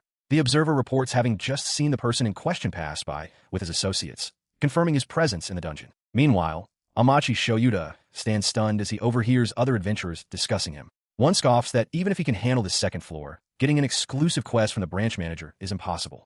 Another adventurer defends him, stating he saw Shoyuda cleanly decapitate a goblin with movements far too skilled for a beginner, leading to the realization that he is no ordinary adventurer. The chatter is abruptly interrupted by a panicked shout. An adventurer, staring at his device, announces the discovery of a massive, never-before-seen rabbit monster on the second floor, specifically in the Void Forest B area. Reacting to the news, the adventurers express their concern. One wonders why there was no prior information on such a creature. Another states that the ironclad rule of the dungeon is to flee from danger, but feels reassured that the first-star party went to investigate. He speculates, however, that the new monster might have been chasing something. The next morning, the automatic doors of the guild hall slide open to reveal Shoyuda. At the reception desk, Sato Maki greets him with a beaming smile. He returns the greeting, his heart pounding as he realizes she might have been waiting for him. He asks if she was waiting, and she cheerfully confirms it, explaining she knew he always arrived at the same time. Pleased, he follows as she urges him toward the conference room, excitedly telling him she has something to show him. He is left to wonder what is happening. They enter the room to find Aki-san lounging in a chair. She greets Shoyuda casually, noting it's been 3 days. Both Shoyuda and Maki are stunned. He demands to know why she is there, questioning if she is slacking off. She retorts that she is there for work, prompting him to ask what has happened to her own 777th branch. He listens as Aki-san cheerfully explains she left her duties to a junior, who was apparently thrilled to get paid for just sitting around. She calls this a sign of her popularity, though Shoyuda internally doubts anyone would turn down such an easy task. With a wink, she announces her intention to visit his branch more frequently from now on. Her declaration leaves both Shoyuda and Maki momentarily stunned into silence. After a moment, Shoyuda reluctantly agrees. Aki-san, however, points a finger at him, telling him not to make such a disgusted face because it hurts her feelings. She leans in conspiratorially, suggesting he's only upset because she's interrupting his alone time with Maki. Deciding to fight back for once, Shoyuda bluntly confirms her accusation. His directness catches both Aki-san and a flustered Maki completely off guard. He continues, explaining that he was genuinely looking forward to it because Maki had made him a homemade lunch. Hearing his reason, Maki's expression brightens. She turns to Aki-san and pointedly asks when she'll be going home. The combined rejection from both Shoyuda and Maki is too much. Aki-san's face crumples, her cheeks puffing out as she lets out a low, defeated growl while they watch. Her pouting quickly escalates into a full-blown, theatrical wail as she cries out that Shoyuda is bullying her. Unmoved by the display, Maki calmly offers her sister a cookie from a box, noting that it's her favorite kind. Aki-san immediately stops, crying to accept the treat, while Shoyuda stares, dumbfounded at the rapid shift in mood. She takes a bite, and her entire demeanor changes to one of pure bliss. A blush spreads across her face as she internally marvels at the deliciousness, wondering what kind of incredible creature she is eating. She contentedly nibbles on the cookie, her demeanor completely transformed. Maki gently pats her sister's head, while Shoyuda internally questions if this small, docile creature is truly the same Aki-san he knows. His confusion boiling over, he points at the munching girl and demands to know her true identity. Maki calmly explains the situation. She tells him that her older sister was simply very lonely from not being able to see him, and she asks that he treat her kindly. The explanation sinks in. He had been so focused on the idea of demons masquerading as humans that he never considered that someone as boisterous as Aki-san could have the capacity to feel lonely. As he muses on this, a piece of plaster crumbles from the ceiling, drawing his attention upward. He wonders what it could be, even as he admits to himself that the sight of Aki-san quietly eating is unexpectedly cute. A woman's voice suddenly cuts in, asking if Aki-san had been on a rampage. Shoyuda turns toward the sound, surprised, as another woman enters the room and asks if it was Aki-san's doing. The woman, the branch manager, explains that she did it. She had heard from Maki yesterday about their mother eavesdropping on conversations, and, suspecting something, decided to search the room. She tells Shoyuda that while she appreciates his concern, he went a bit too far, and notes that he must have noticed something was amiss. His gaze follows her indication to the ceiling, where a small lens glints from a crack. He identifies it as a camera, and internally resolves to be careful with his words, lest he make Aki-san cry again. The manager gently pats Aki-san's head, assuring them that she will confront the person responsible directly. Shoyuda sighs, admitting to himself that while he didn't notice the device, he had a vague, unpleasant premonition that this place was somehow dangerous. Her attention then shifts fully to Shoyuda.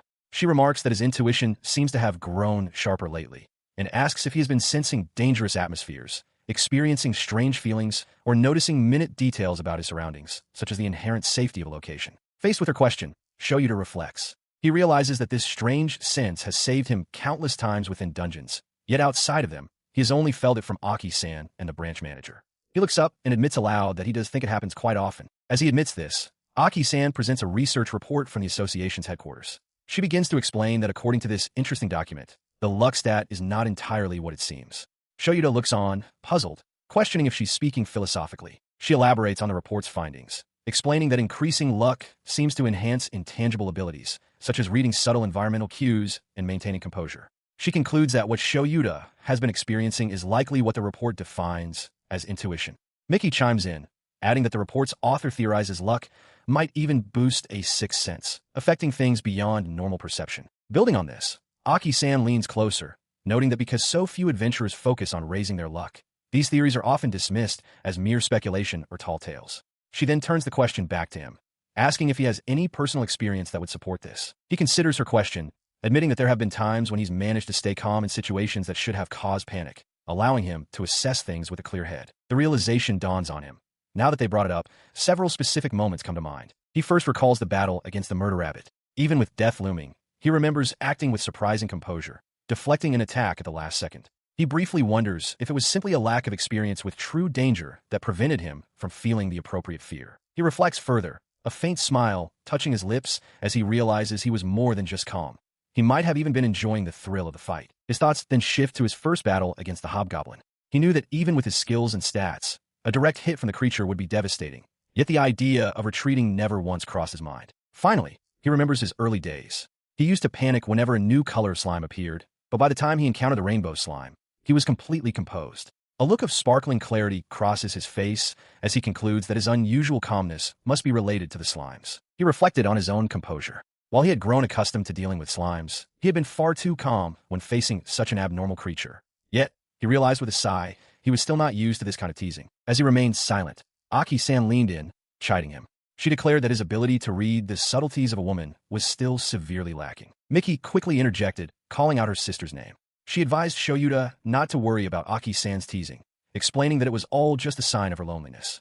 When Miki asked if that didn't make her seem cute, a flustered Aki-san could only stammer in protest. She then revealed another fact that left Shoyuda stunned. Despite her big sister act, Aki-san was the same age as him. The revelation caught him completely off guard, while Aki-san puffed out her cheeks in annoyance, her mature image now compromised. Aki-san retorted, pointing an accusing finger at Miki. She complained about being exposed and called Miki impatient, suggesting that if Miki was the one who was lonely, she should just say so directly. Miki calmly replied that she had been saying exactly that for the past 3 years, a statement that left Aki-san momentarily speechless.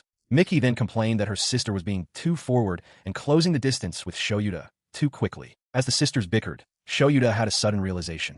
He had been so preoccupied that he never stopped to think about it, but he knew almost nothing about Aki-san.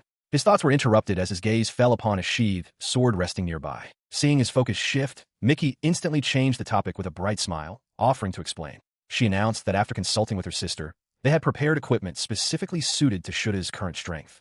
Aki-san looked on with a proud, satisfied expression. She presented the weapon, a 6th-generation Goryu type 3-sword. Miki explained that they procured this specific longsword because they knew Shoyuda favored that type. It was a masterpiece created by the Takumi Second Weapon Workshop, a developer that uses dungeon technology. Though the model was 2 years old, it remained a high-grade item, rumored to be sharp enough to cut through solid rock. Aki-san added that the sword's excellence wasn't limited to its attack power. It was also incredibly durable, possessing the 3 virtues of being unbreakable, unbendable, and unchippable.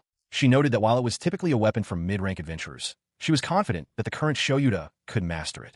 Overwhelmed, Shoyuda stared at the gleaming blade in awe. As a boy, he had always dreamed of wielding such a powerful weapon, and he couldn't believe the day had finally come. He blushes, his heart pounding with excitement as he holds the new sword. He exclaims that he's incredibly happy. Miki, smiling beside her sister, asks if he thinks it was too expensive. His joy turns to shock. Aki-san calmly explains not to worry, revealing that his strong arm skill was sold at auction for 58 million yen.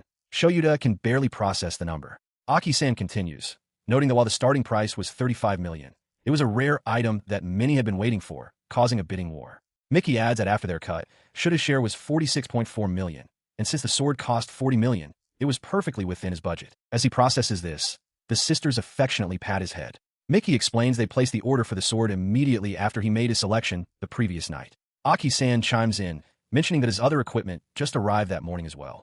Shoyuda realizes they must have discussed and planned all of this together for him. He can't quite believe they would go to such lengths, providing not just a weapon, but armor too. A thought crosses his mind. How were they able to procure such a high-value weapon so quickly? He voices his concern, calculating that he only has about 6.4 million yen left.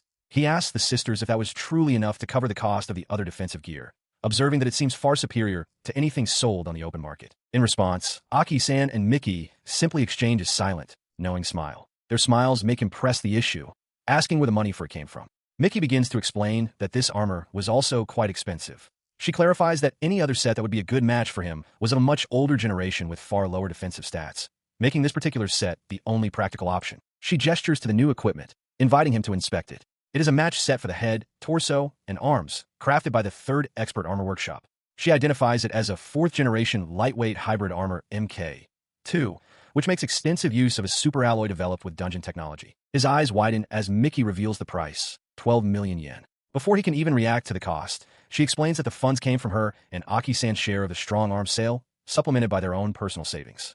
Shoyuda is utterly stunned, stammering as he asks if they really did all this for him. He questions if this is what it truly means to be their exclusive adventurer. Aki-san cheerfully confirms it, singing that it's precisely because they are working together that they can go to such lengths for him. Miki looks on, flustered but pleased. Overwhelmed by their generosity, Shoyuda can only think that this must be a dream. As Shoyuda processes their gift, Aki-san smiles knowingly. Maki observes that Aki-san has a tendency to meddle, but adds that, based on the last few days, she's also proven to be quite devoted. He, overwhelmed, admits there are many things he wants to say, but for now he can only offer a simple, heartfelt thank you to both of them. Aki-san explains that using the money for his safety brings her genuine happiness. Maki, however, seems to sense his internal conflict, murmuring his name with a hint of concern. He clarifies his thoughts, admitting that while he initiated the consultation and approved using the auction funds, he feels it's unmanly to let them pay the remaining balance. He apologizes and promises to discuss such matters with them in advance from now on. Eager to change the subject, Maki urges him to try on the new gear immediately, and he readily agrees. Moments later, he emerges fully clad in the new armor, marveling at its incredible lightness. The sisters are overjoyed, showering him with compliments on how splendid and well-suited it is for him. Aki-san's expression turns more serious as she explains their reasoning. The very fact they felt compelled to buy him such powerful armor was proof of the immense danger he had been facing. The weight of her words settles upon him. He realizes that his attempt to repay their kindness with the auctioned item has only resulted in him being further indebted to them. A new resolve hardens his expression. He must now find a way to repay them even more. At the guild, Aki-san approaches Onmachi Shoyuda, presenting a carefully prepared lunchbox. She explains that she made it for him as promised and asks about his plans for it. He takes the offered meal, promising to eat it after he returns from the dungeon. As Aki-san pouts silently, her colleague Maki peeks out from behind Shoyuda, playfully suggesting that Aki-san should join them as well. At the suggestion, Aki-san's demeanor brightens instantly, and she insists she absolutely wants to join. Maki informs Shoyuda that they will wait for him at the entrance at 12:30. With the plan set, Shoyuda turns to depart. Maki wishes him well, reminding him not to push himself too hard. Aki-san, momentarily flustered, offers to see him off before catching herself. "I'm off," Shoyuda declares, heading towards the dungeon. Inside the dungeon, on the second floor, Shoyuda draws his sword. His objective for the morning is to complete the auto-mapping of the vast level by reaching its 4 corners, a task he also intends to use to test his new equipment. Though this would normally take half a day, his swift skill allows him to cover the ground at incredible speed, effortlessly cutting down a goblin as he passes. His rapid progress brings him to a new area where a rustling sound from a nearby thicket catches his attention. He wonders if a monster is spawning right there. From the bushes emerges a familiar, menacing figure, a hobgoblin. Shoyuda notes that this will be his 100th kill, having spent his time avoiding killer rabbits and dispatching goblins. He questions whether this monster can spawn anywhere or if this corner is a specific spawn point. Hoping it's the latter, he prepares to use his appraisal skill. The hobgoblin roars, mockingly welcoming him back. His skill reveals the creature's details. A level 15 hobgoblin wielding a greatsword of steel. Shoyuda is taken aback by its high level, sensing it's even more powerful than their last encounter. He realizes that despite his own growth, this second battle will be just as perilous. The hobgoblin attacks with immense force, swinging its greatsword down. Shoyuda parries the blow, gritting his teeth at the creature's relentless aggression. As their blades clash, a system notification announces a massive level up from level 6 to 18. He marvels at the incredible quality and sharpness of his new sword, which withstands the powerful impact. The sudden surge in power leads to a realization. Fighting a higher-level opponent yields a proportionally larger amount of experience. As he processes this, a timer on his device beeps, marking the passage of time. He checked his phone, noting that 5 minutes had passed since the hobgoblin vanished. It had been 2 days since their last encounter. He mused that his time on the first floor had felt much longer, perhaps indicating a difference in perception based on one's level. As he contemplated this, a notification appeared on his screen, an offer to acquire a new skill. It was called Monstrous Strength. Without hesitation, he accepted. He quickly reviewed the skill's details. Monstrous Strength would double his power for 1 minute, but required a 10-minute cooldown. He thought it was an amazing ability. Looking over his newly updated status, he was stunned by his own growth, seeing his estimated terminal price had skyrocketed to 30 million. He understood that it wasn't a passive, always-on skill, but rather a trump card. For 1 minute, he could become strong enough to turn the tide of a desperate battle. That alone made it an incredibly useful tool. Now, at level 18, his power was undeniable. He casually shattered a goblin's weapon with a single strike, realizing he could now hunt such creatures with only half his attention. He tossed another mapping cube toward a distant corner, marking his 100th placement. His survey of the floor was proceeding smoothly. Just as he confirmed his progress, he noted that a corner on his map seemed to be a spawn point, just as he'd predicted. At that very moment, the massive hobgoblin roared into existence before him. A system prompt immediately appeared, asking if he wished to use Monstrous Strength. With a defiant roar, he activated the skill. Power surged through him as he met the hobgoblin's overhead smash, stopping the massive blade cold. The monster recoiled in shock. This was the double power he was promised. The impact also triggered a notification. His level-up Gacha skill had advanced to level 2. His mind flashed back to the battle with the murder rabbit, the source of his appraisal skill. He recalled his decision not to sell the Monstrous Strength skill at auction. He wanted to keep the proof of his victory for himself. A personal thank you and a gift for Aki-san. Now, things had come full circle. A God-sent skill was in his hands. Though it put him in debt, he had to trust his own path. With his level-up secured, he decided to immediately use his newly upgraded Gacha. He activates the Gacha, and a new, chiming sound fills the air, different from what he's used to. The results materialize before him.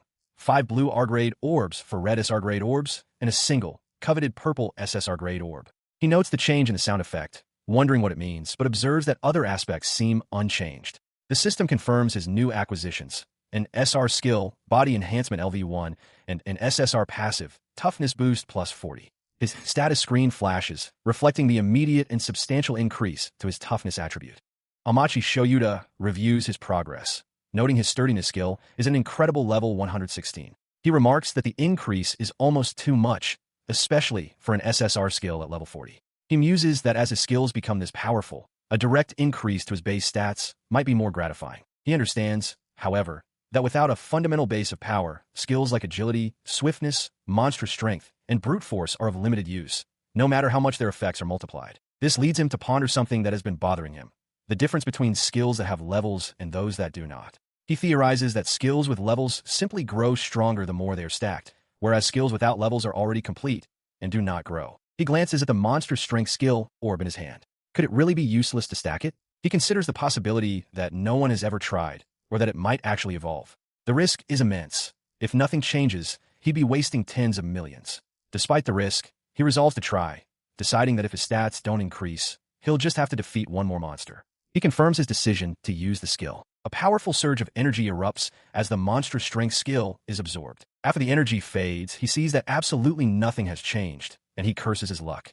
As a nearby goblin is struck down, system notifications suddenly appear, announcing 2 consecutive level-ups, first from level 6 to 18, and then immediately to level 22. He pants, clutching another monstrous strength orb that just dropped from a goblin, his 4th of the day. He wonders if stacking it twice wasn't enough, and considers the possibility that a 3rd time might finally trigger an effect. He feels utterly exhausted. The thought of having wasted 90 million on this venture is crushing, and for all his effort over the last few hours, he has nothing to show for it. Steeling himself, he decides to try one last time and activates the monster strength skill. As he activates the orb, it emits a brilliant flash of light. His status screen updates before his eyes, and the skill Monstrous Strength transforms, now displaying as Monstrous Strength 2. Staring at the new skill, he realizes his efforts were not in vain. The fact that it became 2 confirms that stacking has meaning and suggests it could even become 3. His stats show a massive increase, and he lets out a triumphant roar of victory, noticing a skill level Gacha option on his status screen for the first time. He reflects on the danger of his recent experiment. Dismissing it as an ordeal, he simply has to repeat. With new resolve, he decides to test his Monstrous Strength 2 on the way back. As he makes his way back, he considers his luck stat. It's now over 4 times what it was, but he realizes that even this won't be enough. He might need a 4-digit stat. A sudden thought strikes him. He's running out of time for his appointment. He arrives back at the association office, where Maki greets him with a bright, cheerful shout of "Welcome back, Shuda-san." He replies that he's back, greeting both Maki and Aki-san. Aki, however, seems slightly put out, internally noting that she was clearly an afterthought. Aki immediately points out how happy he looks. Maki chimes in, confirming that he really did return in 5 minutes, just as she'd said he would. Aki laughs, remarking that it's just like him. Leaning in close with a mischievous glint in her eye, she asks if he was really that excited about Maki's homemade lunch. The question catches Shoyuda completely off guard, leaving him flustered. Aki quickly changes the subject, suggesting they head to the back room and telling Maki to wait for them. She pulls him along just as a large container, marked as in use, is placed heavily on the counter. Inside the room, he presents his spoils from the morning's expedition, 4 steel greatswords and 4 medium magic stones. Both Aki and Maki stare at the items, a notable silence falling over them. The silence is broken by Maki's shocked exclamation, asking if this is truly everything. She specifically questions the absence of any small magic stones. Shoyuda nonchalantly replies that picking them up was too much of a hassle, so he just left them. Maki struggles to process the sight of 4 greatswords with no small magic stones. Aki playfully suggests Shuda's identity is threatened without his usual massive haul. He retorts, asking if that's his only defining trait. Aki laughs it off, but Shoyuda resignedly admits that collecting vast quantities of magic stones is his main skill. With the report concluded, he asks if he can finally eat. He stares, wide-eyed and speechless, at the scene unfolding before him. The source of his awe is a massive lunchbox, filled to the brim with his favorite foods, presented by Aki-san and Maki. As they encourage him to eat, he wonders aloud if he's died and gone to heaven. As he sits, overwhelmed, the conversation shifts back to the details of his expedition. Aki-san asks for confirmation, wanting to know if it's correct that he defeated 4 hobgoblins. He calmly affirms that he did. She continues, deducing that if he doesn't have the monstrous strength skill, it must not have dropped. Shoyuda agrees, pleased. Maki expresses that she's just happy he returned safely, prompting Aki-san to playfully accuse her of being sly, as she feels the same way. His cheerful laugh confuses them. He explains that he made sure everything else dropped, but they demand to know where the other 3 skills are. A look of dawning comprehension crosses Maki's face as she recalls his tendency for the unconventional. He then makes a stunning declaration. He stacked them. The two women collapse onto the nearby couch in utter shock as he confirms he combined all of them. Recovering, Aki-san questions his sanity, while Maki calls him an idiot for wasting 3 skills.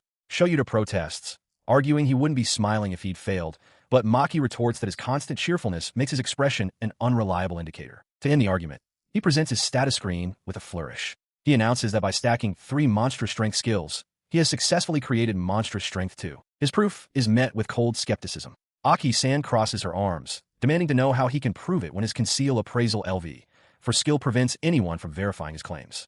Shoyuda is left speechless. Before he can respond, Maki leans in, chiding him for his naivety. She points out that they can't simply believe such an extraordinary claim without confirmation. All he can do is utter a defeated grunt. He is taken aback when Aki-san suggests an alternative, that she herself use 4 monstrous strength skills. Shoyuda exclaims in shock, questioning why it has come to this. Maki interjects, telling them both to wait. Aki-san, acknowledging she is also the acting branch manager, argues that it's far too wasteful for a receptionist to use 4 combat skills, noting that the total cost will be a staggering 120 million. Holding up a data slate, Maki calmly states that she may have found a way to resolve the issue. She presents her findings with a determined look, simply stating, "Here it is." Aki-san takes over the explanation, informing Shoyuda that while he was in the dungeon, she had Maki compile all of his experiment reports. She adds that she is already aware of the difference between the appraisal jamming skill and the item-based version of it. She elaborates that, unlike his 777 skill, accessories with the appraisal jamming skill occasionally appear in dungeon treasure chests. Equipping the accessory activates the skill's function, and removing it deactivates it. Shoyuda nods, absorbing the information. Pointing sharply at him, Aki-san then asks if he knows the price of the actual skill.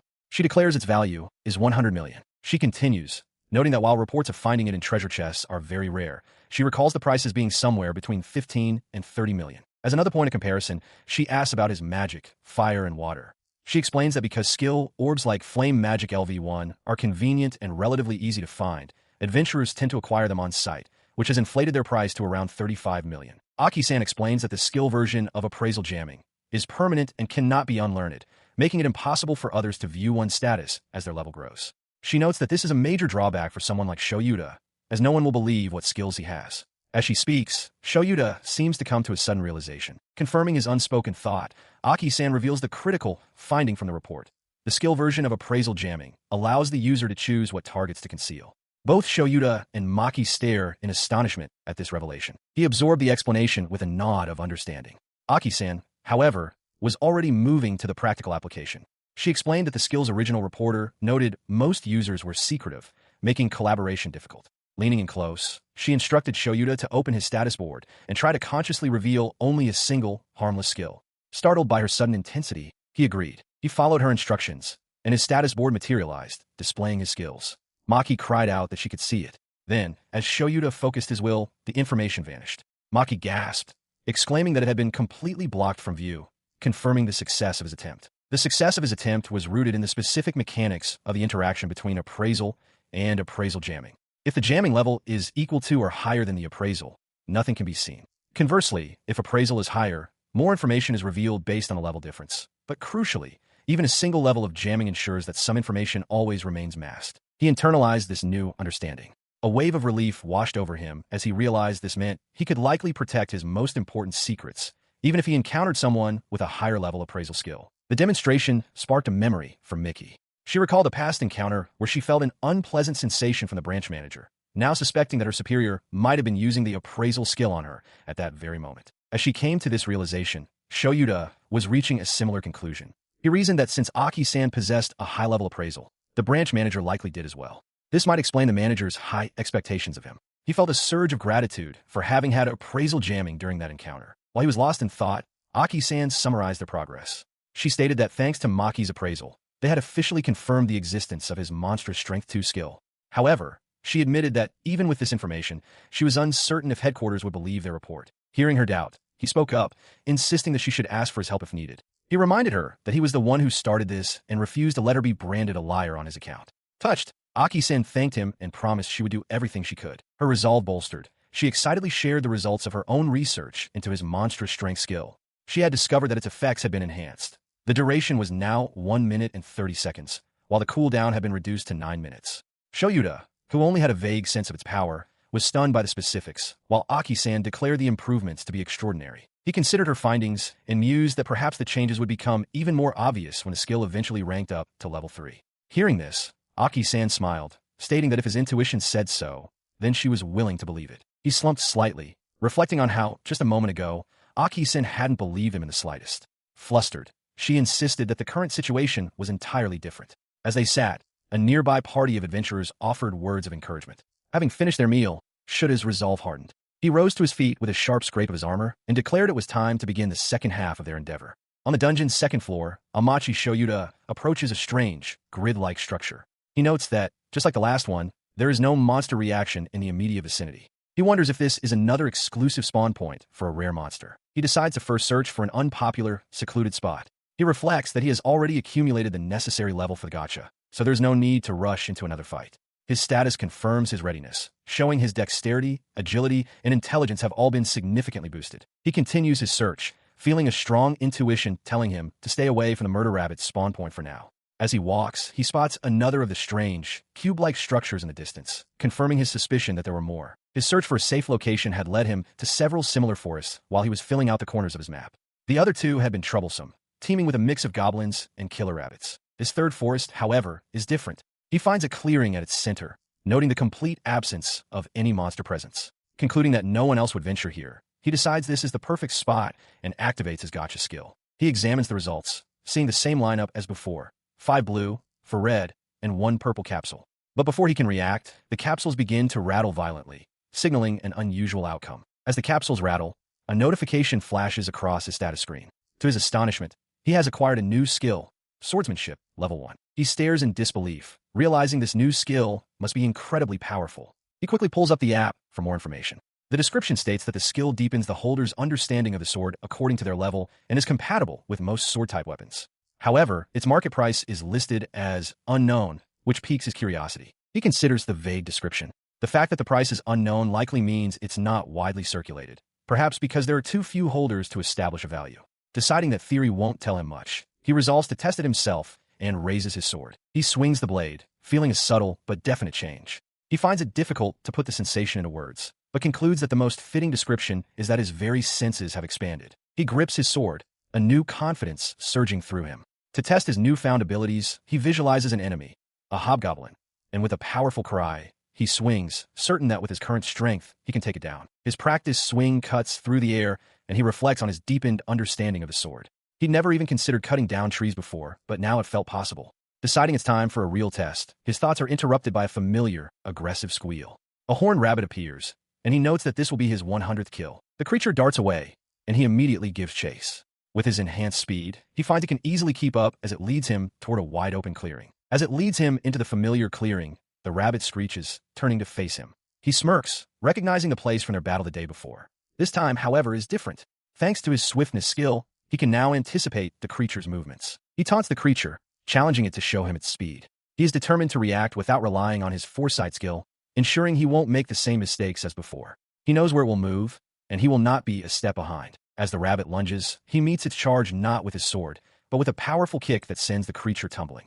He shouts for it to bring it on, ready for more. With the creature momentarily stunned, he mentally reviews his arsenal of combat skills. Body Enhancement LV4, Super Strength 2, Swiftness, Foresight, and Swordsmanship LV1. He also considers his less utilized skills, Throwing LV1, Fire Magic LV1, and Water Magic LV1. His eyes having adjusted to the pace of battle, he decides to try something different next. He pulls out the horns he's collected from other killer rabbits, noting he only has a few. He'll start with his throwing skill. With a flick of his wrist, he sends one of the horns flying toward the creature. The awkward throw makes him reflect. He understands that skills normally have a path to acquisition. A swordsman trains to gain a sword skill, but he possesses the throwing skill without any of the underlying experience or knowledge. He realizes that obtaining a skill from a state of absolute zero should be impossible. He concludes that his level gacha skill is a shortcut, bypassing the entire process of learning if he has enough luck. But this means he must now work relentlessly to gain the experience and knowledge he skipped. Having the skill is better than nothing, but it's no substitute for true practice. He glares at the horned rabbit, ready to earn that experience. He hurls another knife, acknowledging that relying on his skill is a bit of a cheat. The blade strikes true, eliciting a pained squeal from the creature as it lands a solid hit. The horned rabbit recoils, enraged by the attack. Shoyudatta takes stock of the situation, realizing that despite throwing so many projectiles, he has only managed 3 minor cuts and 1 lucky strike. He is now out of ammunition. Having exhausted his thrown weapons, he notices the rabbit's breathing has become labored and its charges less frequent. He worries that if the monster tires out first, his test will be invalid. With renewed determination, he declares that he can still go on and will use magic next. He immediately follows through on his declaration, gathering energy and unleashing a fireball spell. The blast of flame erupts, engulfing the surprised rabbit. As the flames subside, he sees that the fire inadvertently cauterized the wound where his knife was stuck, stopping the bleeding. Realizing the creature can now fight a bit longer, he decides it's time for a different approach and conjures a water ball, drenching the monster completely. The sphere of water bursts over the horned rabbit. As it tries to regain its footing on the damp ground, its paws suddenly slip out from under it, sending it tumbling with a thud. Juuyoudatta looks on, startled by the unexpected development. He quickly realizes the creature slipped on the puddle left by his water ball spell. He assesses that the magic itself caused minimal direct damage, leaving the rabbit merely soaked and disoriented on the ground. He reflects on this unexpected outcome. Using magic that creates such an environmental hazard is risky, as he himself could have slipped. Still, he is grateful to his opponent for the valuable training and the chance to test his abilities. With his training complete, he lunges forward to deliver the final blow with his sword. A system notification immediately announces a massive level up from 12 to 27. Pulling out his device, he acknowledges that the rabbit was an excellent training partner. His device displays the spoils of victory: 2 twisted horns, rabbit fur, a media magic stone, and a skill orb, Swift. A timer indicates he has just over 7 minutes before the creature's remains completely vanish. He decides to use a gacha machine, noting that the secluded spot is perfect for using it without being disturbed. With a confident thought that this will secure his exclusive contract with Maki, he inserts his coins. A cascade of capsules tumbles out, 5 blue, 4 red, and a single, rare purple one. The gacha pull yields an incredible haul. His status screen updates, showing a new SSR skill, Foresight, alongside several SR skills, Swiftness up, 2 magic power up, and body enhancement. He is stunned to realize he obtained a second Foresight skill, though he also observes that stacking just 1 additional skill seems to have no noticeable effect on its own. He contemplates the mechanics of skill stacking, wondering if 3 are needed for an upgrade or if rarity is the deciding factor. The thought of selling such skills is quickly dismissed as absurd. Instead, a new goal forms in his mind: to acquire Swiftness 2. With renewed purpose, he sets off, rapidly hunting down more of the horned rabbits. System notifications flash, confirming his level skyrocketing with each successful hunt. His status screen reflects the fruits of his labor. He has reached level 8, with his stats soaring to new heights. The list of skills has also grown, now including Swiftness 2, Magic Power Recovery, and Magic Power Transfer. He reflects on how powerful he's become after 30 gacha pulls. A glance at the time reveals it's nearly 4 o'clock, and he senses people are still in the area. He speculates they might be searching for him based on rumors and resolves to be cautious before deciding to report his progress to Maki. Inside the bustling Adventurers Association, Almachi Juuyoudatta stands in line, his gaze sweeping across the room. He notes that the 2 people he is looking for are nowhere to be seen, and wonders if they might be on a break. A cheerful voice suddenly addresses him by name. He turns, startled, to find Aki-san smiling at him from behind the reception desk. She welcomes him back, remarking that his return is earlier than she and Maki had anticipated. Aki-san then formally congratulates him on his safe return, prompting a flustered reaction from Juuyoudatta, who recognizes her as a familiar face from the reception. Aki-san chuckles, teasingly asking if he knew about her and Maki's good relationship, and was specifically looking for them. As she speaks, a firm knock sounds on the office door behind them, interrupting their conversation. The door swings open to reveal the branch manager. Her expression is stern as she curtly informs Aki-san and Maki that their chat is over and orders them to return to their duties, referring to Juuyoudatta simply as a customer. Juuyoudatta steps forward, reassuringly telling Aki-san to let him handle the situation and not to worry. Maki looks on with a concerned expression, watching the interaction unfold. The branch manager sits at her desk, her fingers steepled as she addresses him directly. "It was Amachi-kun, wasn't it?" she states, her tone impatient. She claims to be busy and demands to know his business with her. He approaches her desk with a serious expression. He asks the branch manager if she has already forgotten the promise they made just the day before. The branch manager places a glowing orb, marked with a directional arrow, onto the desk. She identifies it as the promised item. However, should his words about a different promise catch her off guard, and she looks up in sudden confusion. With a triumphant grin, Juuyoudatta declares that, as per their agreement, he is taking Maki as his exclusive support. Aki-san and Maki are overcome with surprised joy. He then turns his attention back to the branch manager, coolly confirming that he knew she had assigned Maki to monitor him, leaving the manager utterly speechless. She recalls Maki's past, a time when the young woman was so broken by her work that it was nearly impossible for her to continue. Even with the help of Aki and her colleagues, Maki's recovery was fragile, constantly shadowed by the risk of a relapse. To prevent this from happening again, the manager had put up a thorough defensive wall, assigning Maki to monitor a weak adventurer to observe them from distance. She confesses to Juuyoudatta that her expectations were completely off. After hearing he had defeated a hobgoblin alone, she used her appraisal skill on him, only to be disappointed. Yet, despite her assessment of him as the weakest of adventurers, he had now unexpectedly nominated himself to be Maki's exclusive support. The manager reflects that even if he got lucky today, defeating a rare monster is not something achievable by luck alone. She had judged that acquiring a similar skill again would be difficult, which is precisely why she had issued this challenge in the first place. Her attention shifts to his recent report. She confirms that he defeated a murder rabbit, a monster previously unconfirmed on the second floor of that dungeon. She asks him directly if he managed to defeat it yesterday, and then again today, to acquire the swiftness skill. He calmly confirms that he did. Looking down, the branch manager concedes with a sigh, admitting that it seems her ability to judge character was lacking. At that moment, Aki bursts in with Maki. She triumphantly announces that, as promised, she acknowledges Shuda's true strength and officially permits Maki to become his exclusive support. While Juuyoudatta looks on in surprise, Aki and Maki celebrate, exclaiming that now they can all be together. The branch manager cuts through the celebration, telling Juuyoudatta to return the glowing orb. He questions if it's for the auction, but she clarifies that was merely a pretext to get him to bring it to her. He asks if she overheard their previous conversation, but she dismisses his concern. She tells him it's fine to put the item up for auction as planned, and that he should go ahead and have it appraised. Her sudden change in direction leaves Juuyoudatta questioning her intent. The branch manager's composure shatters as she sees the results of the appraisal, Strength 2 and Swiftness 2. Aki sheepishly admits she was so focused on telling her mother not to worry about Maki, she remains silent, processing the information.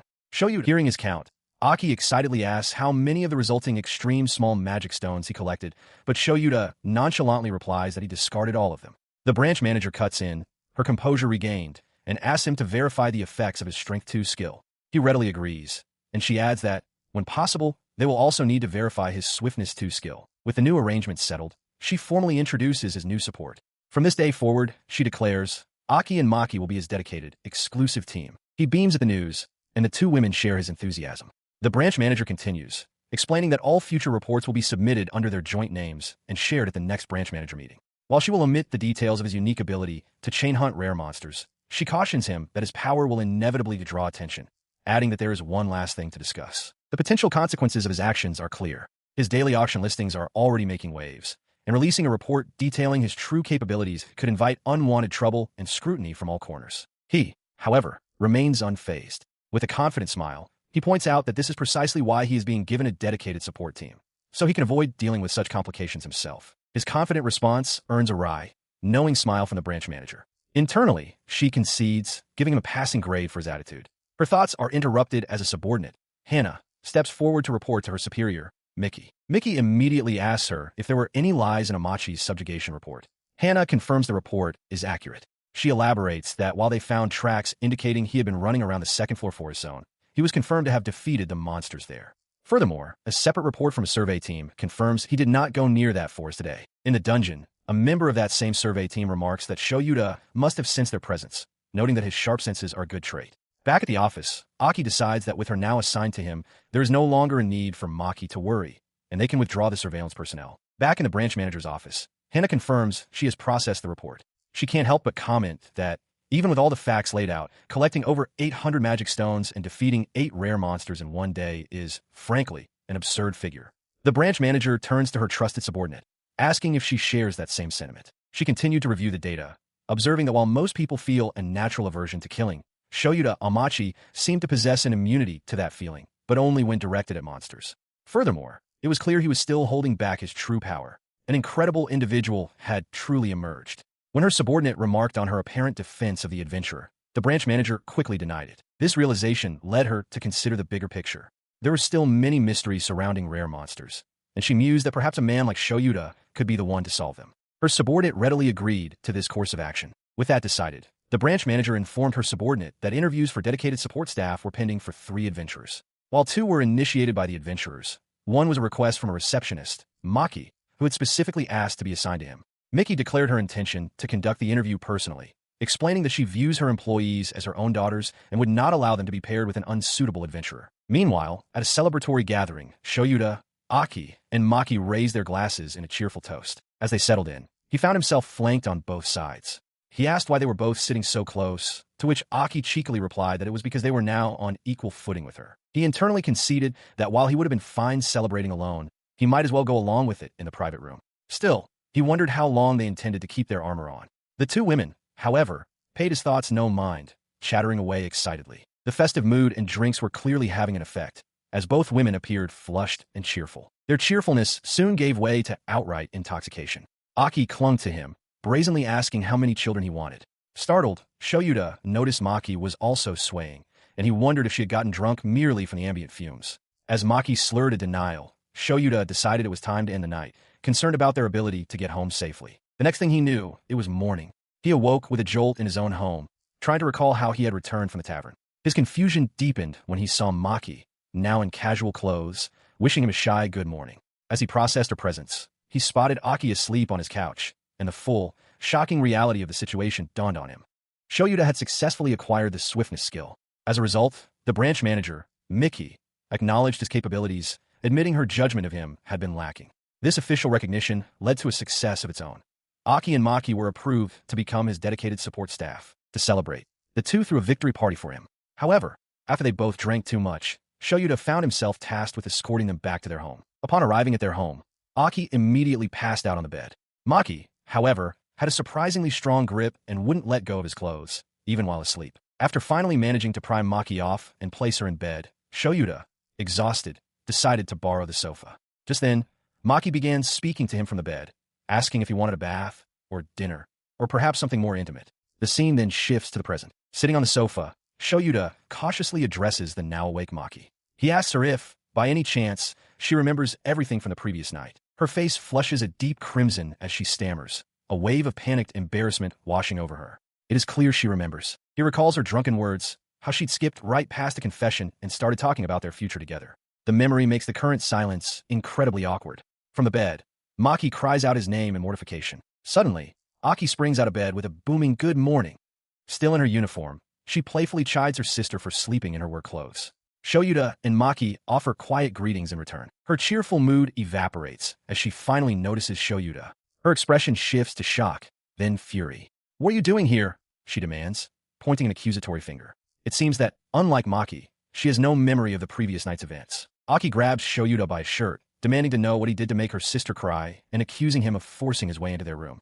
As Shoyuda frantically insists it's all a misunderstanding, Maki looks on, overwhelmed by tears of embarrassment. He could only bow his head and apologize profusely, begging for forgiveness. Though he maintained his innocence, he knew there was no other way to placate the furious Aki, who refused to listen to any argument. Several minutes later, a meal is set on the table. A steaming cup of soup and a sandwich topped with a fried egg. As they sit down to eat, the tension remains palpable. Shoyuda glances nervously at Aki, wondering if she is still angry. Maki, ever the mediator, chides her sister for being cold towards him, while Aki retorts that Maki should just be grateful and eat the meal she painstakingly prepared. Maki offers a light-hearted apology. Aki explains that she can get a bit wild when she drinks too much, which helps Shoyuda feel a wave of relief. He was glad to have his own portion of the meal as well. Aki then remembers something Shoyuda had said, that he wanted her to treat him the same way she treats Maki. With a sudden jolt of realization, she asks if he has forgotten this request. She continues, a slight blush on her cheeks. While she isn't certain if she actually voiced it, she admits that she's happy with him calling her by her first name. If he doesn't mind, she decides, then she's fine with it too. Her acceptance brings a warm blush to his face, a silent confirmation of his own happiness with the arrangement. With the air finally cleared, they begin to eat. As he takes a bite, Shoyuda makes a mental note. For the sake of Aki's honor, he will pretend he never heard her drunken declaration about wanting 3 children. He observes the 2 sisters as they eat, chewing thoughtfully. It strikes him how Maki seems to remember every detail of the previous night, while Aki remembers not a single thing. They truly are a pair of opposite siblings. Breaking the comfortable silence, Maki turns to him with a direct question, asking what his plans are for the day. The inquiry catches him slightly off guard. He confirms Aki's observation. She points out that he's been working himself to the bone lately, noting that since he started frequenting Branch 525, he has defeated a rare monster every single day. Maki listens in as he admits that this is true. Though they were merely slimes of a different color, they were still classified as rare monsters. He had been fighting them daily, a routine he'd maintained since his days in the Unlucky Hall. Following this line of thought, he admits to a concerned Aki that he hasn't taken a single day off in the last 3 years. While she seemed to know, hearing it confirmed gives her pause. Her expression is filled with worry. She insists that he must rest occasionally, as it's bad for his health. She mentions hearing that his recent fights were quite a struggle and suggests he might be accumulating unseen fatigue. He considers her words, reflecting that in all his time exploring dungeons, he has never actually pushed himself to the point of physical collapse. Seeing his contemplation, Aki teases him, noting that he's finally starting to understand her.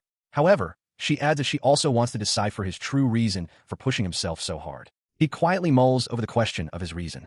His expression hardens with resolve. He internally acknowledges that while he should consider Aki's feelings, his primary motivation is simply to become stronger for the sake of conquering the dungeon. Aki softens her tone, conceding that being told to rest so suddenly is a difficult request, especially since she and Maki hadn't scheduled any time off either. Despite this, she reaffirms that she genuinely wants him to rest. She explains that when one's power grows rapidly, the body often struggles to keep up, which is why she doesn't want him to overdo it. Shoyuda recalls hearing such things before, but reflects that he had 3 years of constant battle to gradually acclimate his body. This thought leads to a new realization. His current stats are roughly double what they were just before he acquired the level Gacha. He feels a surge of ambition, realizing he hasn't yet been able to measure the full extent of his rapidly increased capabilities. With a decision made, he places a call. "Hello, branch manager." He made the call, and a cheerful voice on the other end introduced herself as Maki.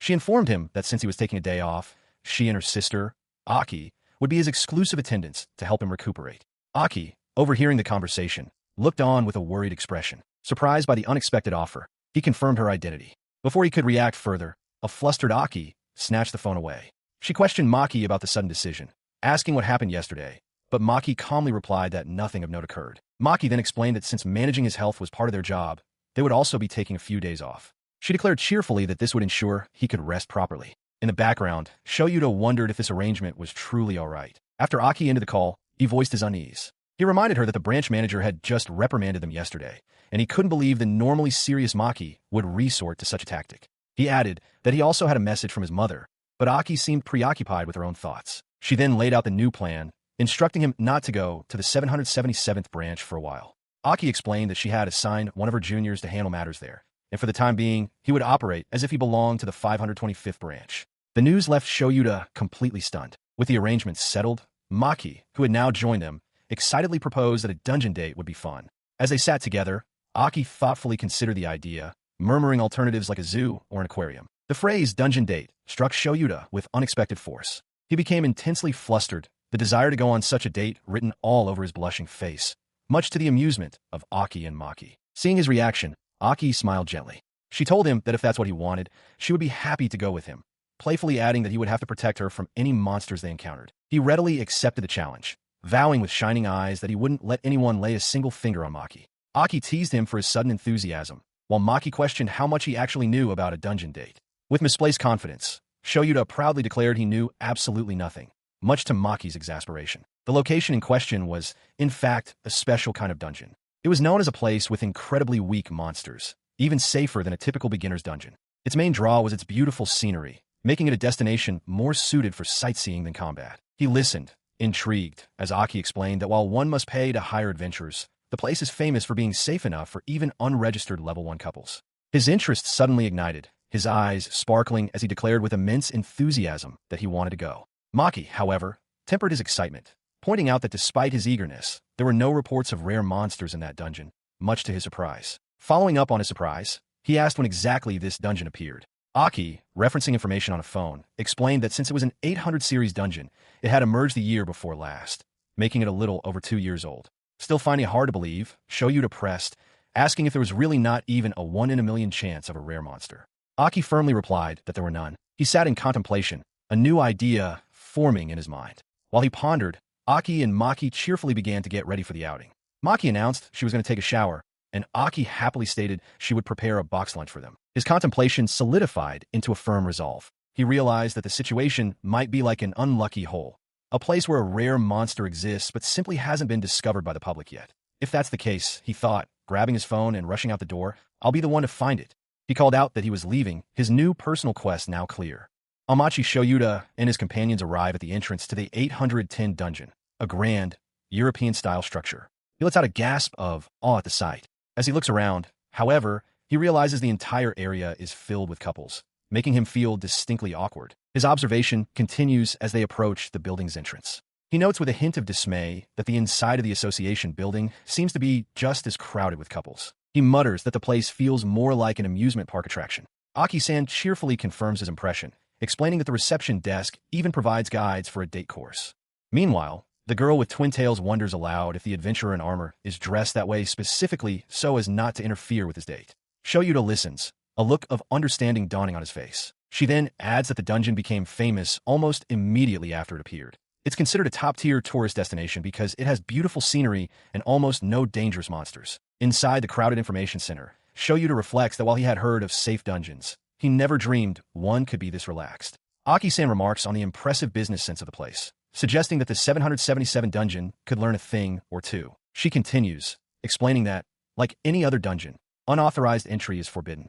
This rule exists to prevent chaos during searches for wanted individuals and to stop people, without the association's permission, from sneaking in. Entry is controlled via special permits. To enforce this, a checkpoint is established at the dungeon's entrance. Adventurers must present a pass, issued daily by the association, to be granted access. Shoyuda walks toward the checkpoint, noticing that Daimon-san is absent. He realizes that Aki-san must be managing this entire operation on her own. She gives a cheerful okay from the reception desk, adding that there are exceptions to the rule, such as the unlucky hole. The girl with twin tails remarks that the atmosphere is quite nice for her first visit. Aki-san agrees, saying that as long as everyone follows the basic rules, major incidents are unlikely. She then asks if the two of them have been here before. Before Shoyuda can answer, the other girl grabs his arm tightly, declaring that this is her first time coming with him. Aki-san leans in, reminding them with a grin that this is a dungeon exclusively for couples. She tightens her grip on his arm, leaning closer to explain a key detail. When the 810 Association hires members, she says, preference is given to applicants who are already dating, engaged, or even married. She leans in close to Shoyuda, explaining that for a single person, having to watch happy couples all day would be sheer torture, enough to break one's heart. Her grip on his arm tightens as she makes her point, leaving Shoyuda flustered while the girl with twin tails looks on, asking what they are talking about. The girl with twin tails takes over the explanation, pointing to a diagram of the 810 dungeon.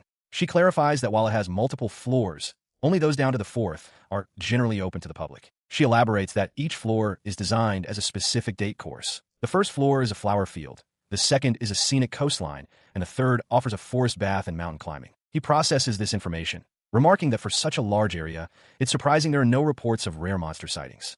The girl with twin tails simply confirms his observation. She then turns to him with a knowing smile, asking if he is curious about something in particular. He grits his teeth, unable to hide his interest.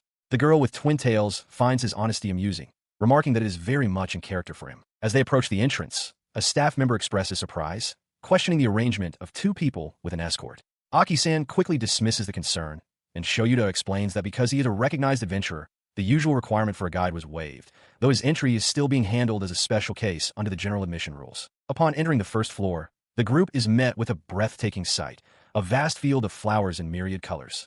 They all gasp in awe. Shoyuda remarks that it's a view one could never find in the city, while also noticing that, just as described, adventurers in full-face helmets are indeed accompanying the other couples. His gaze lingers on one of the armored guides. He reflects internally that while this might be a normal sight for this dungeon, it feels incredibly surreal from an outsider's perspective. He turns to the girl with twin tails and asks if the adventurers employed here, like Maki, are working part-time. She confirms that they are, explaining that such positions are recommended for adventurers who prioritize safety over risking their lives for great wealth. He listens as Aki-san explains the dungeon's ecosystem. The monsters are safe to be around as long as one doesn't provoke them, and even then, they aren't particularly strong. She notes that anyone with the strength to defeat a goblin would have no problems here.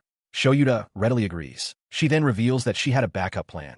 If Shoyuda had grown tired of slimes, she intended to recommend this very dungeon to him. Hearing this, should his thoughts drift, he considers that even if he had focused all his efforts on increasing his luck stat, he might never have encountered a rare slime monster. He glances at a silent, armored guide, standing alone, and shudders at the thought of being sent to a place like this by himself. His brooding is cut short by Maki, who demands to know what he is muttering about. She chides him, reminding him that she would have been there for him regardless. He then reflects that, as an adventurer, he likely never would have found this kind of simple enjoyment on his own. Maki is taken aback when he suddenly wonders aloud if there was ever a timeline where he and Aki-san didn't become friends. He muses that his current good relationship with Aki-san seems entirely thanks to Maki having introduced them. As Maki pouts, Aki-san teases that Maki is a bit of a pushover, so things might have ended up that way anyway. Shoyuda, however, feels a conviction that if he hadn't managed to form a bond with Maki, he wouldn't have become this close with Aki-san either. Flustered by Aki-san's comment, Maki puffs her cheeks in annoyance. She then firmly grabs Shuda's arm, declaring with resolve that it doesn't matter, because they are all together now. Aki-san smoothly changes the subject, asking Shoyuda where he would like to go and putting him in charge of their direction. He accepts the responsibility, Maki adds that he has no need to worry, as both she and Aki-san are experienced enough to handle themselves, which puts him at ease. Taking the lead, Shoyuda consults a map and asks if they can explore to fill in the edges. The girls enthusiastically agree, and the group sets off. As they walk, Maki notes that they are approaching the boundary of the mapped area. Aki-san asks if the local monsters are only found in the forest. Maki confirms this, though she adds that some occasionally wander in the flower fields. She explains that since the creatures are harmless if unprovoked, the guides only deal with them if they block a path. Just then, a creature emerges nearby.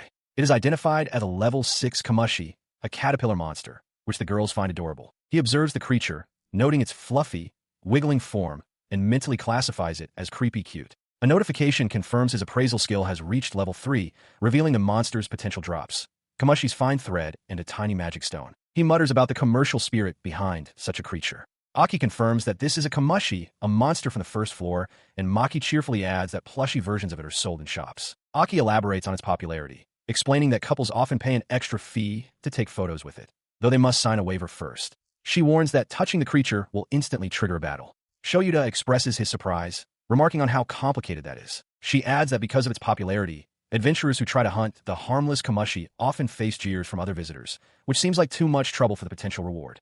The thought of it makes Shoyuda grimace. He then asks Aki and Maki what they know about its drop item, the Kamashi's fine thread. Before answering, Maki looks at him with a puzzled expression, pointing out that his appraisal skill was level 2 just a moment ago. Shoyuda looks back, equally confused by her observation. Taking the initiative, Maki begins to explain.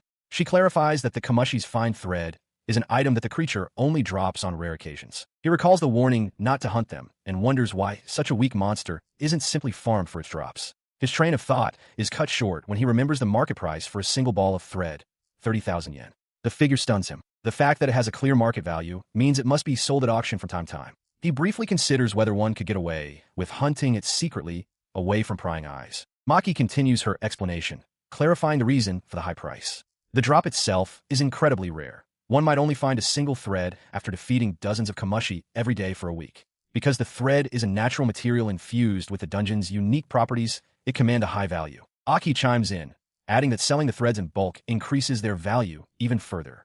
Hearing this, Shoyuda quietly considers the possibilities. He wonders what the outcome would be if someone with his luck stat of 454 were to try hunting the creature. He contemplated the ball of thread in his hand, pondering the mechanics of his luck stat.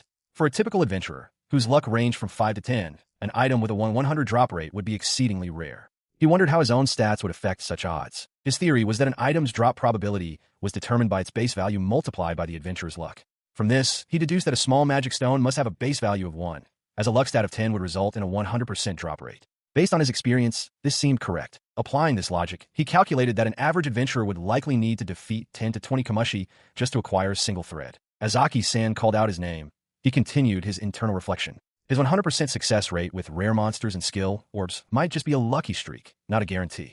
He knew that different monsters could have different base drop values.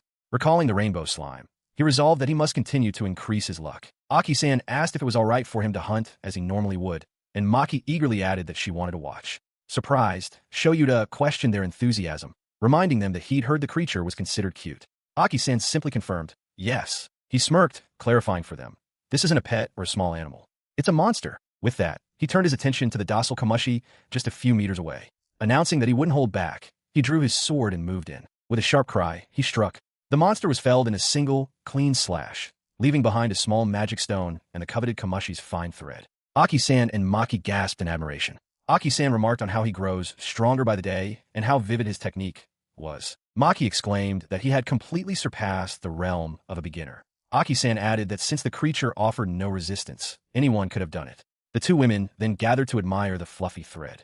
Shoyuda reflected internally that hunting with companions was a refreshing change of pace. As Shoyuda stood contentedly, arms crossed, he mused that a slower-paced hunt like this wasn't so bad once in a while. Unbeknownst to him, a young adventurer with light hair watched him from a distance, his expression thoughtful. He turns to one of his companions, a woman with short, light-colored hair, and seems to question if she is Maki. The woman, holding the fine thread he just acquired, simply offers a warm smile and encourages him to go on ahead. He clarifies his desire to hunt the Kamashi, but expresses hesitation. Aki-san immediately brushes his concerns aside, cheerfully admitting their true motive for the invitation was to see him fight up close. The short-haired woman agrees enthusiastically, while Maki, the adventurer with twin tails, formally states that they will watch his battle from their current spot, giving him their blessing to do as he pleases.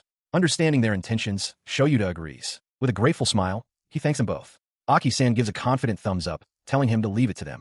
She adds that after he defeats the monsters, she will be in charge of collecting the dropped items. As he prepares to depart, the short-haired woman calls out, telling him she'll be waiting there and that he should come rest whenever he gets tired. He acknowledges her offer before heading into the woods. Walking away, he reflects on how they are indulging his selfish whims. He concludes that they're truly good people. He realizes they brought him to this dungeon just so he could relax. A sense of indebtedness washes over him. He feels he must repay their kindness from the day before and properly thank them soon. His thoughts are cut short as he spots his first target. He observes that the terrain, with its treacherous tree roots, is quite different from the forest where the murder rabbits lived. Having successfully cleared the first section of this new forest, he feels he's getting accustomed to it. Deciding to pick up the pace, he resolves to use his Swiftness 2 skill for the next area and declares that the hunt is on. Amachi Shoyuda struggles under the weight of a box overflowing with his spoils. Aki-san calls out his name and rushes forward, offering to help him carry the load. As they walk together, she apologizes for being late. He reassures her, admitting he got carried away using his Swiftness 2 skill and lost track of time, but notes that since they are at the edge of the map, there is no worry of anyone stealing their dropped items. He pauses to review his hunt's data. He'd subjugated 93 Kamashi, the fluffy caterpillar-like monsters, having cleared 4 forest areas. However, he's shocked to see that the Kamashi's experience yield is even lower than a slime's, which explains why his own level didn't increase. A second, more significant shock is that the Kamashi silk thread was not a guaranteed drop. Holding up the box of spoils, he explains to Aki-san that even with his high luck stat, the acquisition rate was only about 80%, not a perfect 100. He asks if this is everything they've collected. Aki-san confirms it's a great haul. 75 bundles of Kamashi silk thread and 93 lesser magic stones. She then notices on a display that the monsters have begun to respawn in the first forest. Shoyuda asks her to call for Maki, prompting a curious Aki-san to ask what he's planning. With Maki and Aki-san now watching, he prepares for an experiment. Maki seems amused by his intensity, while Aki-san agrees it should be fine.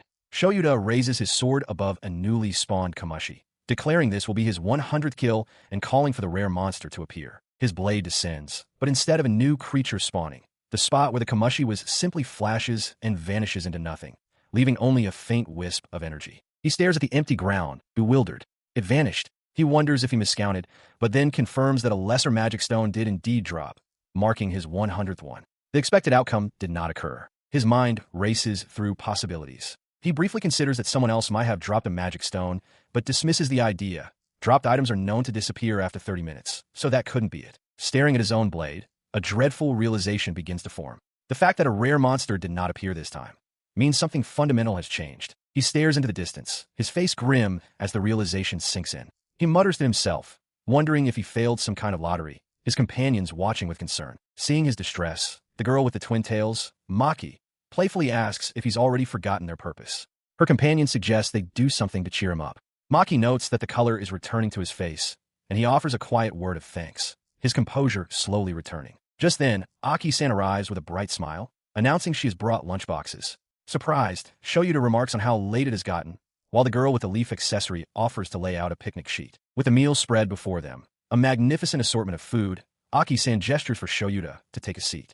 He and the two girls gaze at the feast, their eyes wide with appreciation. Together, they press their hands in thanks, ready to eat. As he takes a bite, the food's deliciousness grounds him. He reflects on his companion's kindness, grateful that it has allowed him to think more clearly about the failed monster spawn. He considers that perhaps his luck stat was insufficient, or that the item drop rates from slimes are just inherently low. His companions watch him, noticing how he eats with gusto, even while deep in thought. The girl with the leaf accessory whispers to Maki that she, too, enjoys seeing the focused expression on Shuda's face when he's contemplating dungeon matters.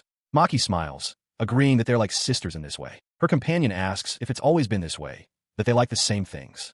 Maki playfully denies it, suggesting this is a special case. The two continue to eat alongside Shoyuda, reminding him that they should all share the food fairly between them. They then lean in close, laughing at his expense. Flustered and blushing, Shoyuda looks between them in confusion, apologizing without knowing what he's being teased for. He lets out a satisfied sigh after finishing his meal. 10 minutes later, with the provisions cleared away, the adventurer with the leaf-shaped hair accessory looks at him and asks what he plans to do next. He looks down, contemplating his options. The girl with the twin tails, Maki, tells him to just say the word and she'll do anything to help. The other girl adds that she's happy to assist if he needs an extra person, but will head back to the association if he doesn't. Hearing their offers, Juuyoudatta makes a decision. He remarks that the respawn rate seems to have some leeway, so he plans to hunt another 2,300 monsters. He then asks if the two of them would be willing to handle collecting the dropped items this time. The two girls exchange a glance, a spark of shared determination passing between them. Their resolve bolsters him. The two girls eagerly tell him to leave it to them. Realizing they are fully committed to helping him today, Juuyoudatta declares that he will entrust the rear to them and pushes forward. With their support secured, he leaps into action, vowing to hunt down every last one. His blade becomes a blur as he carves through a swarm of slimes. The number of defeated monsters rapidly climbing past 294, 295, and all the way to 299. After the furious assault, he pauses to catch his breath, realizing he may have overdone it. The ground is littered with monster drops. He considers that Maki and the other girl are in a forest area 2 sections back, where monsters have not yet reappeared, concluding they are not in any danger. He begins walking back, reflecting that he got too focused and expanded his hunting grounds from 4 sections to 8. He decides to collect items on his way to regroup. As he emerges from the trees, he finds them waiting, their arms laden with enormous, overflowing bags of loot. Seeing the mountain of loot they were forced to carry, a wave of guilt washes over him. He realizes he has made a terrible mistake. He stands frozen with guilt as the girl with the leaf accessory cheerfully tells him not to make such a face, insisting she is enjoying herself. Maki adds that she has gained a new appreciation for the situation. While good drops are a blessing, she now understands how much work it is to collect everything, which is why most adventurers would just ignore the lesser magic stones.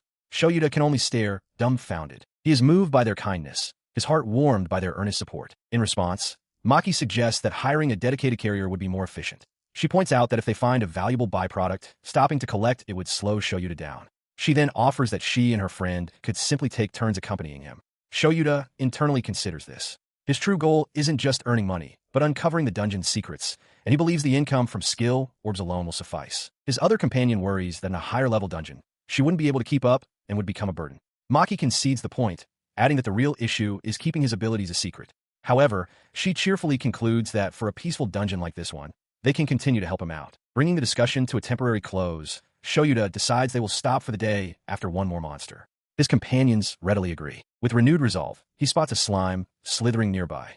Declaring it his 300th kill, he swiftly strikes it down, deciding to end his hunt for the day. Moments later, Maki shows him a photo, but her attention is drawn to a plume of smoke in the distance that she can barely see. His other companion agrees she can only see it faintly. When Juuyoudatta confirms he sees it, Maki asks if he perceives it in color, wondering if there's a special condition required to see the smoke from Cotton Bug. Realizing its significance, he declares his intention to pursue the smoke, confident that the other monsters on the path will vanish as he proceeds. He sprints away, his mind racing. He had already suspected the smoke's trail led to the forest at the map's edge, a likely location for a rare monster. His companions watch in surprise as he vanishes into the distance. His hunch pays off. Before him stands a large, shimmering, golden insectoid creature.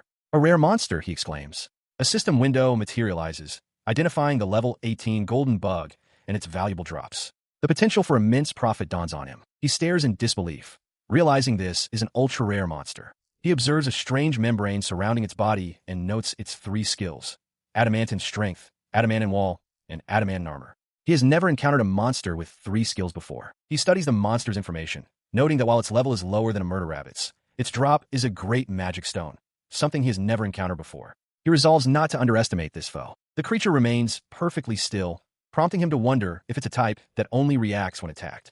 Its true strength remains a mystery without a direct confrontation. He cautiously approaches the creature and calls out to his companion, Maki, asking if she has any information on it. From the edge of the clearing, Maki and her companion confirm they have never seen this monster before. The other girl observes that it seems to be completely motionless. He instructs Maki to record everything immediately, theorizing that the creature may have inherited the traits of the cotton bug it spawned from. She quickly affirms the order. The girl with the leaf accessory captures an image of the monster, and Maki asks if she can view its status.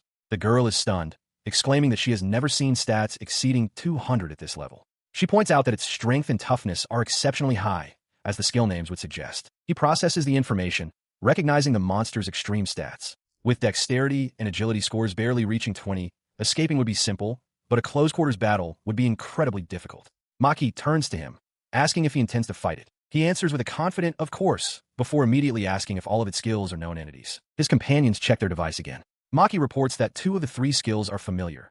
Adamantine Strength is a known strength-enhancing skill, and Adamantine Wall is a similar upgrade for toughness. He acknowledges her report. He has heard that Adamantine Strength is powerful, though its effects are said to be unclear and distinct from standard might-type skills.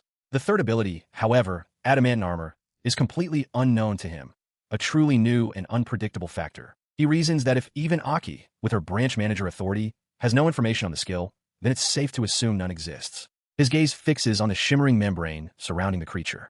That, he concludes, must be the adamantine armor. Having finished recording the monster's data, he lets out a determined shout. From a safe distance, Maki offers encouragement, telling him they'll be watching and that he can fight without holding back. He turns to thank them, but is caught completely off guard as both Maki and her companion lean in and kiss him on each cheek.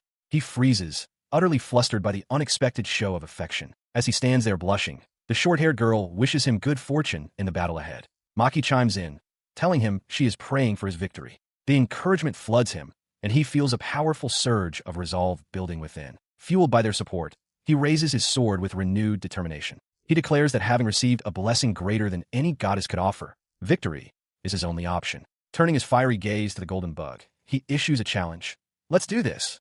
Facing the golden bug, Amachi Shoyuda instructs his two companions to fall back to a safe distance. With his allies clear, he lunges forward, sword held high. His blade connects with the creature's carapace with a sharp clang, but the attack is completely deflected. He cries out in frustration, shocked by its incredible toughness. As he stumbles back, he notices that the shimmering membrane of light that had enveloped the monster has vanished. At the same moment, he senses a strange, unsettling aura emanating from it. He wonders what this new development could be. The creature lets out a low hiss. Should his mind races as he analyzes the situation. For his weapon to be completely ineffective against the monster, despite his own high stats, is abnormal. He theorizes that the initial barrier must have been a skill like adamant wall or adamant armor. And this new aura he feels could be another skill, perhaps adamant strength. Its movements are slow, but the golden bug suddenly strikes the ground with immense force, narrowly missing him. From the back line, Maki calls out, asking if he is alright. He shouts back that he's fine, deciding that if a close-quarters battle is too risky, he'll have to try a different approach. He raises his hand, channeling his magic. Fireball, he yells, launching a sphere of flame at the creature. The spell connects, and seeing that it is effective, a look of grim determination settles on his face. He immediately follows up with a rapid barrage of spells. The fireballs repeatedly strike the golden bug, which shudders under the assault. Shoyuda notes that while some of his 20 shots were likely absorbed, the creature now looks significantly battered and worn down. Despite the onslaught, the monster's movements have only become sluggish. Shoyuda realizes that while magic is whittling down its stamina, he must be careful. If he depletes his own mana completely, he'll be overcome with a debilitating sickness. The fight is far from over. The creature seems to be preparing a counterattack, but it's clear that magic alone won't be enough for a decisive blow. Its defenses are too formidable. Suddenly, Shoyuda senses the unsettling aura from the golden bug has vanished. He questions if the monster's skill has finally worn off. Realizing this is his opportunity, he declares, "Now's our chance." Without a moment's hesitation, he activates his own skills, monstrous strength 2 and swiftness 2, and surges forward. Sword raised for a decisive strike. He closes the distance to the vulnerable monster as his companions watch in awe. His strike finds its mark. In the aftermath of the battle, with the golden bug defeated, a system notification blazes to life before him, announcing a massive level up from 8 to 40. He stares in disbelief, stunned by the immense amount of experience the rare creature provided. He is quickly joined by his two companions. Maki exclaims that he did it, while both she and the other girl express their gratitude. Their thanks, however, go unacknowledged. He continues to stare forward with intense focus, prompting a confused Maki and her friend to ask what he is doing. He then pulls out his device, setting a timer. Maki watches him, suddenly understanding his caution. She murmurs that another rare monster might appear, and he must be trying to verify it. Her companion, still catching up, hesitantly asks if he's expecting the next rare monster. The group shares a moment of stunned silence. Just then, a new monster materializes, a rainbow slime. Maki gasps in recognition, confirming her suspicion. She remarks that she's never heard of one existing outside the 777 dungeon, but acknowledges that just because it hasn't happened doesn't mean it's impossible, reinforcing the need for caution. As the slime sits there, the girl with the bob cut reminds Maki that their objective for the day was to observe Shuda's hunting style. Maki turns to him, arms crossed, and observes that he seems excessively cautious. He simply confirms that this is how he always is. Hearing this, the other girl decides it's best to follow his plan and suggests they step back a bit. Maki, still processing, asks if he truly maintains this level of vigilance every single time he hunts. She falls silent for a moment, a thoughtful expression on her face. She internally concedes that the details of a fierce battle can often be forgotten in the aftermath. As the last of the smoke from the golden bug's defeat dissipates, Shoyuda glances at his device. The timer shows nearly 6 minutes have passed. He looks up, a new thought occurring to him. Perhaps the appearance of the rare monster was dependent on his level. He turns to his companions, asking if they can see the smoke from a defeated rare monster. He specifically addresses Maki, who confirms that she can. She clarifies that when a rare monster is defeated, its body turns into smoke that anyone can see. Juuyoudatta seems taken aback by this information, murmuring in surprise. He realizes there must be a specific condition at play. While the smoke from a defeated monster is clearly visible to all, the smoke from a spawning one is not. With this thought, he turns his attention to the items the creature dropped. He confirms with satisfaction that everything dropped. A golden cup, the skills Diamond Strength and Diamond Wall, a large magic stone for golden seeds, and the Diamond Armor skill. His companions clap, congratulating him enthusiastically. They are amazed that 3 skill orbs dropped at the same time. He expresses his relief that he didn't have to make a stingy choice between the 3 skills. After confirming with Maki that she has finished recording the loot, he decides to use the skill orbs as she suggests. Feeling good about his decision, he allocates all his newly acquired status points into his luck stat, bringing it to a staggering 518. As he reviews his updated status, he notes the curious placement of his new Diamond Armor skill. He speculates that Diamond Armor might be a body enhancement skill, wondering if it will turn him completely gold, an idea he finds distasteful. Deciding to test if he can toggle it, he focuses and shouts, "Activate Diamond Armor." A shimmering, translucent membrane envelopes his body. He realizes this is the skill's effect, recalling the similar glow around the golden bug. He also remembers this same membrane appearing when he used Fireball and how it would vanish after taking a single hit. This, he concludes, must be the power of Diamond Armor. Seeing this, Maki asks to test the membrane. Without waiting for a proper answer, she delivers a swift kick to his chest. The barrier shatters on impact, and her expression shifts to one of shock at the solid resistance she felt. Her foot throbbing from the impact, Maki hops in place, exclaiming how incredibly hard his armor was. The other girls rush to her side in concern, asking if she's all right, while Juuyoudatta looks on, baffled by her sudden attack. He processes what just happened, realizing that he felt none of the force from Maki's kick. He deduces that his new skill, Diamond Armor, must function as a one-time use, invincible wall that can withstand any single blow. While he recognizes its incredible power, he immediately worries about the magic consumption, pondering if it costs 50, 100, or perhaps even 200 points per use. He glances over at the girls. Though he wants to test the skill further, he knows he can't risk collapsing in front of them if the cost is too high. He decides that, for now, they should simply retreat. As they prepare to leave, Maki complains that her foot is sore and demands that Juuyoudatta carry her on his back. The short-haired girl immediately objects, pointing out that Maki was the one who kicked him and is being unfair. Juuyoudatta simply looks on, bewildered. He is startled when the dark-haired girl leans in close, seizing the opportunity to cheekily ask if he will carry her, too. Her bold request gives the short-haired girl an idea, and a mischievous grin spreads across her face. A moment later, Juuyoudatta finds himself struggling to stay upright as all 3 girls playfully pile onto him, cheering about how strong he is. Amidst the chaos, he tries to herd them towards the exit, announcing it's time to go home. Finally back on their own feet, the group makes their way toward the dungeon's exit. The dark-haired girl sighs with contentment, remarking on what a wonderful time it was as they prepare to descend. She then suggests they find a place to rest after all the commotion. Her cheerful tone fades as she notices Juuyoudatta's strained expression. The short-haired girl asks with concern if he's feeling unwell. He suddenly feels a wave of sickness. He realizes that while his Diamond Strength skill didn't seem much stronger than Super Strength 2, its duration was exceptionally long. This must be the backlash. Staggering, he tells the girls he feels a bit unwell and needs to quickly return his equipment. He slumps onto a bench, the backlash from his skill leaving him utterly drained. A few minutes pass as he recovers, letting out a heavy sigh while his companions watch over him. He reflects on the nature of the skill. While the prolonged power-up is a significant advantage, the subsequent power-down when the effect wears off is a severe drawback. He concludes that this is a skill with very specific applications. It's not something he can rely on for regular use. His companions, Maki and the girl with the leaf-shaped hair accessory, look at him with feigned seriousness, calling out his name. Maki apologizes for bothering him while he's tired, but immediately confronts him. She asks if he used Diamond Strength to carry them earlier, then follows up by demanding to know if they were so heavy that he needed to use a skill. He becomes flustered, waving his hands defensively. He denies it, stammering that he just wanted to test the skill out. Maki puffs her cheeks, feigning annoyance. She points out that they received a large amount of materials, plus his new sword and gold items, implying he has plenty to be happy about. The girls burst into laughter, revealing it was all a joke. Relieved, Juuyoudatta smiles, resigned to their teasing. The girl with the leaf accessory suggests they head back to make their report. As they walk away, Juuyoudatta is laden with bags of loot, completely taken in by his companion's playful